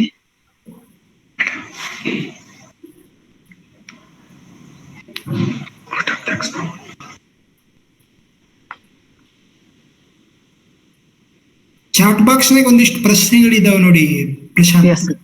ಎಸ್ ಸರ್, ನೋಡ್ತಾ ಇದ್ದೀನಿ ಸರ್. ಅದನ್ನೇ ಇಲ್ಲ ಸರ್, ಪ್ರಶ್ನೆಗಳಿಲ್ಲ, ಕಮೆಂಟ್ಸ್ಗಳಿದ್ದಾವೆ. ಕಮೆಂಟ್ಸ್. ಹಾ ಸರ್. ಇಲ್ಲ ಸರ್, ಅವರು ಇದಾಗಿದೆ. ದೇಹಿ ಕೊರತೆಯ ಕುರಿತು ಕೇಳಿದ್ರು ಅವರು, ಅದು ಏನು ಅಂತ ಹೇಳಿ ಸರ್ ಅದು ಮಾತಾಡ್ಬೇಕಂತ ಹೇಳಿದ್ರು. ಗಣೇಶ್ ಪವಾರ್ ಸರ್ ಏನೋ ಒಂದು ಪ್ರಶ್ನೆ ಕೇಳಿದಾರೆ ನೋಡಿ. ಆಗ್ಬಿಡ್ರಿ. ಅದೇನು ಕಲ್ತಾ ಇಲ್ಲ ಸರ್. ನೋಡಿ ಸರ್, ಓದಿ ಸರ್ ಪ್ಲೀಸ್. ನನ್ನ ಮೇಲಿದೆ ನೋಡಿ, ಅವರು ಬಾಳಾಸಾಹೇಬ್ ಲೋಕಾಪುರ್ ಅವರ ದೇಹಿ ಕಾದಂಬರಿಯು ಸಮಾಜದ ಜೀವನ, ಮರಣ, ದೇಹ, ಆತ್ಮ, ಲಿಂಗಭೇದ, ಶೋಷಣೆ ಮತ್ತು ಮಾನವೀಯ ಮೌಲ್ಯಗಳು ಇತ್ಯಾದಿ ವಿಷಯಗಳನ್ನು ಆಳವಾಗಿ ಪ್ರಶ್ನಿಸುತ್ತದೆ. ನನ್ನ ಒಂದು ಪ್ರಶ್ನೆ ಏನು ಅಂದರೆ, ಈ ಕಾದಂಬರಿಯು ಸ್ತ್ರೀ ದೇಹವನ್ನು ಯಾವ ರೀತಿಯ ಸಾಮಾಜಿಕ ಸಾಂಸ್ಕೃತಿಕ ಬಿಂಬವಾಗಿ ಬಳಸುತ್ತದೆ? Yes sir. Balasaheb sir please ಹೇಳಿ. ಗೊತ್ತಿಲ್ರಪ್ಪ, ನಾನಂತೂ ಕಾದಂಬರಿ ಬರ್ತಾನೆ. ಹಾಗೆ ವಿಶ್ಲೇಷಣೆ ಮಾಡಬಹುದು. Thank you. Mantesh, you can try. ವಿಮರ್ಶಕರು, ನಾನು ವಿಮರ್ಶೆ. ಅದು ನಾನು ಆರಂಭದಲ್ಲಿನೇ ಹೇಳಿದೆ, ಇದನ್ನ ದೇಹಿ ಅಂತ ತಿಳ್ಕೋಬೇಕು ಅಥವಾ ದೇಹಿ ಅಂತ ತಿಳ್ಕೋಬೇಕು. ಅಂದ್ರೆ ದೇಹ ಅನ್ನುವ ಅರ್ಥದಲ್ಲಿ ಇಲ್ಲಿ ಸರ್ ನೋಡಿದಾಗ ಅದು ಹೆಣ್ಣಿನ ದೇಹ ಅನ್ನುವ ಅರ್ಥ ಬರ್ತದೆ. ಬಟ್ ಅದು ಆಯಾಮ ಕೂಡ ಅವ್ರು ಹೇಳಿದ್ರು, ಶೀರ್ಷಿಕೆಯನ್ನ ಒಂದು ಅರ್ಥದಲ್ಲಿ ಇಟ್ಟಿರ್ಬೇಕು, ಬಟ್ ಪಠ್ಯಕ್ಕೆ ಒಂದು ಅರ್ಥ ಅನ್ನೋದು ಇರೋದಿಲ್ಲ. ಕಾದಂಬರಿಯ ಶೀರ್ಷಿಕೆಗೆ ದೇಹಿ ಅನ್ನೋದು ತುಂಬಾ ವಿನಂತಿಯಿಂದ ಬೇಡಿಕೊಳ್ಳೋದನ್ನೋ ಅರ್ಥವನ್ನು ಅದು ಸೂಚಿಸ್ತಾ ಇದ್ರು. ಬಟ್ ಅದರ ಆಚೆಗೂ ಕೂಡ ಕಾದಂಬರಿಯ ಅರ್ಥ ಇದೆ. ಸುಮ್ಮನೆ ನೋಡಿ, ಇಲ್ಲಿ ಅನೇಕ ಕಡೆಗೆ ಇಲ್ಲಿ ಏನೋ ಒಂದು ಮೆರವಣಿಗೆ ನಡೀತಿರ್ತದೆ. ಆ ಸಂದರ್ಭದಲ್ಲಿ ಈ ಪೋಲಿ ಹುಡುಗರೆಲ್ಲ ಹುಡುಗಿಯರ ದೇಹದ ಸುತ್ತ ಅವರು ಕೆಲವು ಟಚಬಲ್ ಮಾತುಗಳನ್ನ ಆಡ್ತಿರ್ತಾರೆ. ಆಮೇಲೆ ಅನೇಕ ಕಡೆಗೆ ಆ ಬೆಣ್ಣೆ ಮಾರುವ ಬುಡ್ಡೆ ಸಾಹೇಬ್ ಇದ್ದಾನಲ್ಲ, ಅವನು ತನ್ನಲ್ಲಿ ಬರುವ ಈ ಹೆಣ್ಣು ಮಕ್ಕಳ ದೇಹದ ಕುರಿತಾಗಿ ಅವನು ಯೋಚನೆ ಮಾಡ್ತಿರ್ತಾನೆ. ಆಮೇಲೆ ಸುಭಾಷ್ ಅಲ್ಲಿ ಹಿಮಾಲಯಕ್ಕೆ ಹೋದಾಗ ಅಲ್ಲಿ ಏನು ಅವಳು ಕಮಲವೇಣಿ ಇದ್ದಾಳಲ್ಲ, ಅವಳ ದೇಹವನ್ನ ನೋಡಿ ಅವನು ಬೇರೆ ರೀತಿಯ ಕಲ್ಪನೆಗಳನ್ನ ಮೂಡಿಸ್ಕೊಳ್ತಾನೆ. ಹಾಗಾಗಿ ದೇಹ ಅನ್ನೋದು, ಹೆಣ್ಣಿನ ದೇಹ ಅನ್ನೋದು ಈ ಕಾದಂಬರಿಯ ಒಳಗಡೆಗೆ ಬೇರೆ ಬೇರೆ ಅನೇಕ ಘಟನೆಗಳಿಗೆ ಅದೊಂದು ಒತ್ತು ಗುಣಿಯಾಗಿ ನಮಗೆ ಕಾಣಿಸುತ್ತೆ. ಬಟ್ ಇವ್ರು ಏನ್ ಪ್ರಶ್ನೆ ಅಂದ್ರೆ, ಸಾಮಾಜಿಕ ಸಾಂಸ್ಕೃತಿಕ ಬಿಂಬವಾಗಿ ಅದು ಬಳಸ್ಕೊಳ್ತದ ಅಂತಂದ್ರೆ ಇರ್ಬೋದು. ನನಗೆ ಆ ಅರ್ಥದಲ್ಲಿ ಅಂದ್ರೆ ದೇಹ ಅನ್ನೋದು ನಮ್ಮಲ್ಲಿ ಬರೀ ನಾವು ಆತ್ಮದ ಕುರಿತಾದ ಚರ್ಚೆಗಳನ್ನೇ ಮಾಡ್ತಾ ಇದ್ವಿ. ಹಾಗೆ ನೋಡಿದ್ರೆ ನಮ್ಮ ಒಟ್ಟು ಭಾರತೀಯ ಚಿಂತನಾ ಕ್ರಮದ ಒಳಗಡೆಗೆ ದೇಹದ ಕುರಿತಾದಂತ ದೊಡ್ಡ ದೊಡ್ಡ ಡಿಬೇಟ್ಗಳು ನಡೆದಿದ್ದಾವೆ. ಬಟ್ ಆ ಡಿಬೇಟ್ ಅನ್ನ ಈ ಕಾದಂಬರಿಯ ಮೇಲೆ ಅಪ್ಲೈ ಮಾಡೋಕ್ ಹೋದ್ರೆ ಅದು ಸುಮ್ಮನೆ ಇರ್ಲಾರದನ್ನ ಇದ್ರ ಮೇಲೆ ಆರೋಪ ಮಾಡಿದ ಹಾಗೆ ಅನ್ಸುತ್ತೆ. ಬಟ್ ದೇಹದ ಕುರಿತಾದ ಕೆಲವು ಇವುಗಳು ಈ ಕಾದಂಬರಿಯ ಒಳಗಡೆ ನಡೀತವೆ. ಬಟ್ ಅದು ಸೋಷಿಯಲ್ ಮತ್ತು ಕಲ್ಚರಲ್ ಇಮೇಜ್ ಆಗಿ ಬರೋದಿಲ್ಲ. ನನಗೆ ಹಾಗನ್ಸುತ್ತೆ, ಹಾಗೇನು ಬರೋದಿಲ್ಲ. ಮತ್ತೆ ಡೋನರ್ ಸರ್ ಓದಿದೀವಿ ಅಂತ ಹೇಳಿ ಅವರು ಓದಿದ್ದಾರೆ. ಇಲ್ಲಿರುವ ಸ್ತ್ರೀ ದೇಹ ಏನಾದ್ರೂ ಸೋಷಿಯಲ್ ಮತ್ತು ಕಲ್ಚರಲ್ ಸಿಂಬಾಲ್ ಆಗಿ ಅಥವಾ ಆ ತರದ ಇಮೇಜ್ ಆಗಿ ಏನಾದ್ರೂ ಬಾಳಾ ಸಾಹೇಬ್ ಲೋಕಾಪುರ ಅವ್ರು ಬಳಸ್ತಾರ ಅಂತ ಅನ್ಸುತ್ತೆ ಸರ್ ನಿಮಗೆ? ಅನ್ನಿಸ್ತದೆ ನನಗೆ. ಅದ್ರ ಬಗ್ಗೆ ಸದ್ಯ ವಿಶ್ಲೇಷಣೆ ಮಾಡೋದು ಕಷ್ಟ. ಹಾಗೆ ಹಾ, ಬಟ್ ಇದೆ ಹಾಗೆ, ಆ ರೀತಿಯಿಂದ ನೋಡ್ಬೋದು ಹಾಗೆ. ಯಾಕಂದ್ರೆ ಈಗ ಲಾವಣ್ಯ ಲಕ್ಷ್ಮಿ ಮತ್ತು ಆ ಸಿದ್ಧನೊಂದಿಗಿನ ಸಂಬಂಧ ಇದೆಯಲ್ಲ, ಅದರಲ್ಲಿ ಒಂದೊಂದ್ಸಲ ಏನ್ ಅನಿಸ್ತದೆ ಅಂತಂದ್ರೆ, ಅವನು ಆಕೆಯ ಮೇಲೆ ಮಾನಭಂಗ ಮಾಡ್ಲಿಕ್ಕೆ ಬಂದಾಗ ಆಕೆ ಅದನ್ನ ಸರಿಯಾಗಿ ನಿಭಾಯಿಸ್ಬೋದಾಗಿತ್ತು, ಅಥವಾ ಅವನಿಗೆ ಒಂದು ಬುದ್ಧಿ ಕಲಿಸ್ಬೋದಾಗಿತ್ತು, ಅಥವಾ ದೈಹಿಕವಾಗಿಯೂ ಕೂಡ ಬಹಳ ಸಮರ್ಥಳು ಇದ್ಲ ಅವಳು. ಆದ್ರೂ ಕೂಡ ಆಕೆ ಸಹಕರಿಸಿದ್ಲು ಅಂತಲೂ ಒಂದ್ಸಲ ಅನಿಸ್ತದೆ. ಲೆಟ್ ಹಿಮ್ ಎಂಜಾಯ್ ಅನ್ನೋ ಹಾಗೆ ಅನಿಸ್ತದೆ.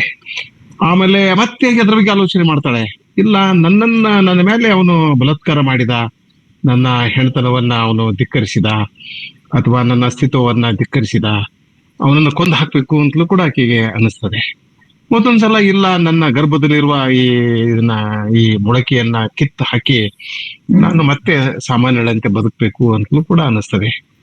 ಆಮೇಲೆ ಆಕೆ ಅಂದ್ಕೋತಾಳೆ, ಇಲ್ಲ ಅದನ್ನ ನಾನು ಆಕೆ ಅದನ್ನ ಇಟ್ಕೋತಾಳೆ, ಅದನ್ನ ತೆಗೆದು ಹಾಕೋದಿಲ್ಲ. ಈ ಎಲ್ಲ ಸಂಗತಿಗಳನ್ನ ನೋಡಿದಾಗ ಆಕೆ ಮತ್ತು ತನ್ನ ದೇಹ, ಅವರಿಬ್ಬರ ನಡುವಿನ ಅಂದ್ರೆ ಆಕೆಯ ಮನಸ್ಸು ಮತ್ತು ಆಕೆಯ ದೇಹ, ನಾನು ನನ್ನ ದೇಹ, ಐ ಅಂಡ್ ಮೈ ಬಾಡಿ ಅಂತೇನದವಲ್ಲ, ಇದ್ರ ಬಗ್ಗೆ ಕೆಲವು ಪ್ರಶ್ನೆಗಳನ್ನ ನಾವು, ಅದು ಲೋಕಾಪುರ ಅವರು ಅದನ್ನ ಒಪ್ಕೋಬಹುದು, ಒಪ್ಕೊಳ್ಳದೆ ಇರಬಹುದು, ನೀವು ಆ ಕೆಲಸವನ್ನು ಮಾಡಬಹುದು.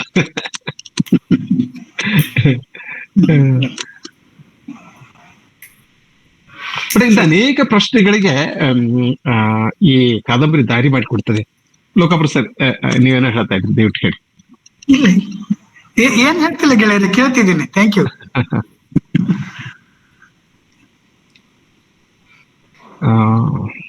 ಮತ್ತೆ ಯಾರಿಗಾದ್ರೆ ಏನಾದ್ರು ಪ್ರಶ್ನೆಗಳಿದೆಯೇ?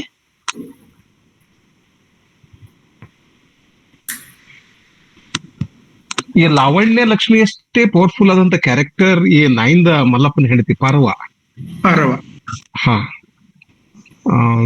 ಗಂಡನ ಏನೋದು ಅವನ ಹೊಡೆತ ಬಿಡೆತ, ಅವನ ಮಾತುಗಳು, ಅದನ್ನೆಲ್ಲ ಸಹಿಸ್ಕೊಂಡು ಬದುಕ್ತಾಳೆ. ಅಷ್ಟು ವರ್ಷ ಬದುಕ್ತಾಳೆ. ತವರ ಮನೆಗೆ ಹೋಗೋದಿಲ್ಲ, ಅಪ್ಪನನ್ನ ನೆನೆಯೋದಿಲ್ಲ, ಅಣ್ಣನನ್ನ ಸ್ಮರಿಸೋದಿಲ್ಲ, ಎಲ್ಲರನ್ನ ಬಿಟ್ಟು. ಹಾಗೆಲ್ಲ. ಇನ್ನೊಂದು ವಿಶೇಷತೆ ಈ ಕಾದಂಬರಿ ವಿಶೇಷತೆ ಏನಂದ್ರೆ, ಅನೇಕ ಕಡೆ ಜೀವನ ದರ್ಶನದ ತುಣುಕುಗಳಿವೆ. ಒಂದು ಕಡೆ, ಒಂದೇ ನಿಮಿಷ ನಿಮಗೆ ನೆನಪಾತು ಹೇಳ್ತೇನೆ.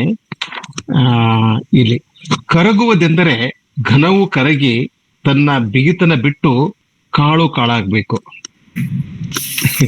ಎಷ್ಟು ನೀವು ಒಂದು 10 ನಿಮಿಷ ಇದ್ರ ಬಗ್ಗೆ ಆಲೋಚನೆ ಮಾಡ್ಬೇಕು. ಕರಗುವುದೆಂದರೆ ಅನ್ನೋದು ಇಟ್ಸ್ ಎ ಪ್ರೊಸೆಸ್. ಕರಗುವುದು ಒಂದು ಪ್ರೊಸೆಸ್. ಇದನ್ನ ಓದಿದಾಗ ನನಗೆ ಜಾನ್ ಕೀಟ್ಸ್ ಅನ್ನ ಓಟು ಎ ನೈಂಟಿಂಗೇಲ್ ಕವನದ ಒಂದು ಸಾಲು ನೆನಪಾಯ್ತು. Dissolve and quite forget ಅಂತ. ನಾವು ಡಿಸಾಲ್ವ್ ಆಗೋದು, getting dissolved, it's a long process. ಆಮೇಲೆ ಕಾಳು, ಜೀವ ಕಾಳನ್ನು ಕೂಡಿ ಕೂಡಿ ಘನವು ಮರೆತು ಹರಿಯಬೇಕು, ಹೀಗೆಲ್ಲ ಇದೆ. ಇನ್ನೊಂದು ಅದ್ಭುತವಾದಂತ ಸಾಲು, ತನ್ನ ಹೊಟ್ಟೆಯಲ್ಲಿ ಕ್ರೌರ್ಯವನ್ನು ಇಟ್ಟುಕೊಂಡಿರುವ ಮನುಷ್ಯ ಮಹಾ ಅಂಜುಬುರಕನಾಗಿರ್ತಾನೆ. I completely agree with you. ಇವರು ಮಹಾತ್ಮ ಗಾಂಧೀಜಿ ಪದೇ ಪದೇ ಒಂದು ಮಾತನ್ನು ಹೇಳ್ತಾ ಇದ್ರು, ಯಾರು ಮೊದಲು ಹೊಡಿತಾರಲ್ಲ ಅವನು ಹೇಡಿಯಾಗಿರ್ತಾನೆ ಅಂತ. ಮೊದಲು ಹೊಡೆಯುವ ಹೇಡಿಯಾಗಿರ್ತಾನೆ, ಹೊಡಿಸಿಕೊಳ್ಳುವ ಹೇಡಿ ಅಲ್ಲ. ಅಂದ್ರೆ nonviolence is the weapon not of the weak but of the strong ಅಂತಕ್ಕಂಥ ಒಂದು ಸಾಲು. ಸೊ ತನ್ನ ಹೊಟ್ಟೆಯಲ್ಲಿ ಕ್ರೌರ್ಯವನ್ನು ಇಟ್ಟುಕೊಂಡಿರುವ ಮನುಷ್ಯ ಮಹಾ ಅಂಚುಬುರುಕನಾಗಿರ್ತಾನೆ. ಉದ್ದಂಡ ಕಾಮಕನಾದವನು ಮರ್ಯಾದೆಯ ಮುಂದೆ ನಪುಂಸಕನಾಗುತ್ತಾನೆ. ಇದಕ್ಕೆ ಎಷ್ಟು ಉದಾಹರಣೆಗಳು ಬೇಕು ನಿಮ್ಗೆ? ಬಹಳ ಅದ್ಭುತವಾದಂತಹ ಶಾಸ್ತ್ರ. ಬಹಳ ಕಾಮುಕ ಆಗಿರ್ತಾನಲ್ಲ, ಎಕ್ಸ್ಪೋಸ್ ಆಗದ ಅಂತಂದ್ರೆ ಅವನು ಮರ್ಯಾದೆಯ ಮುಂದೆ ಹಿ ಬಿಕಮ್ ಇಂಪಾರ್ಟೆಂಟ್, ಅವನ ಪುಸ್ತಕ ಆಗ್ಬಿಡ್ತಾನೆ ಅವನು.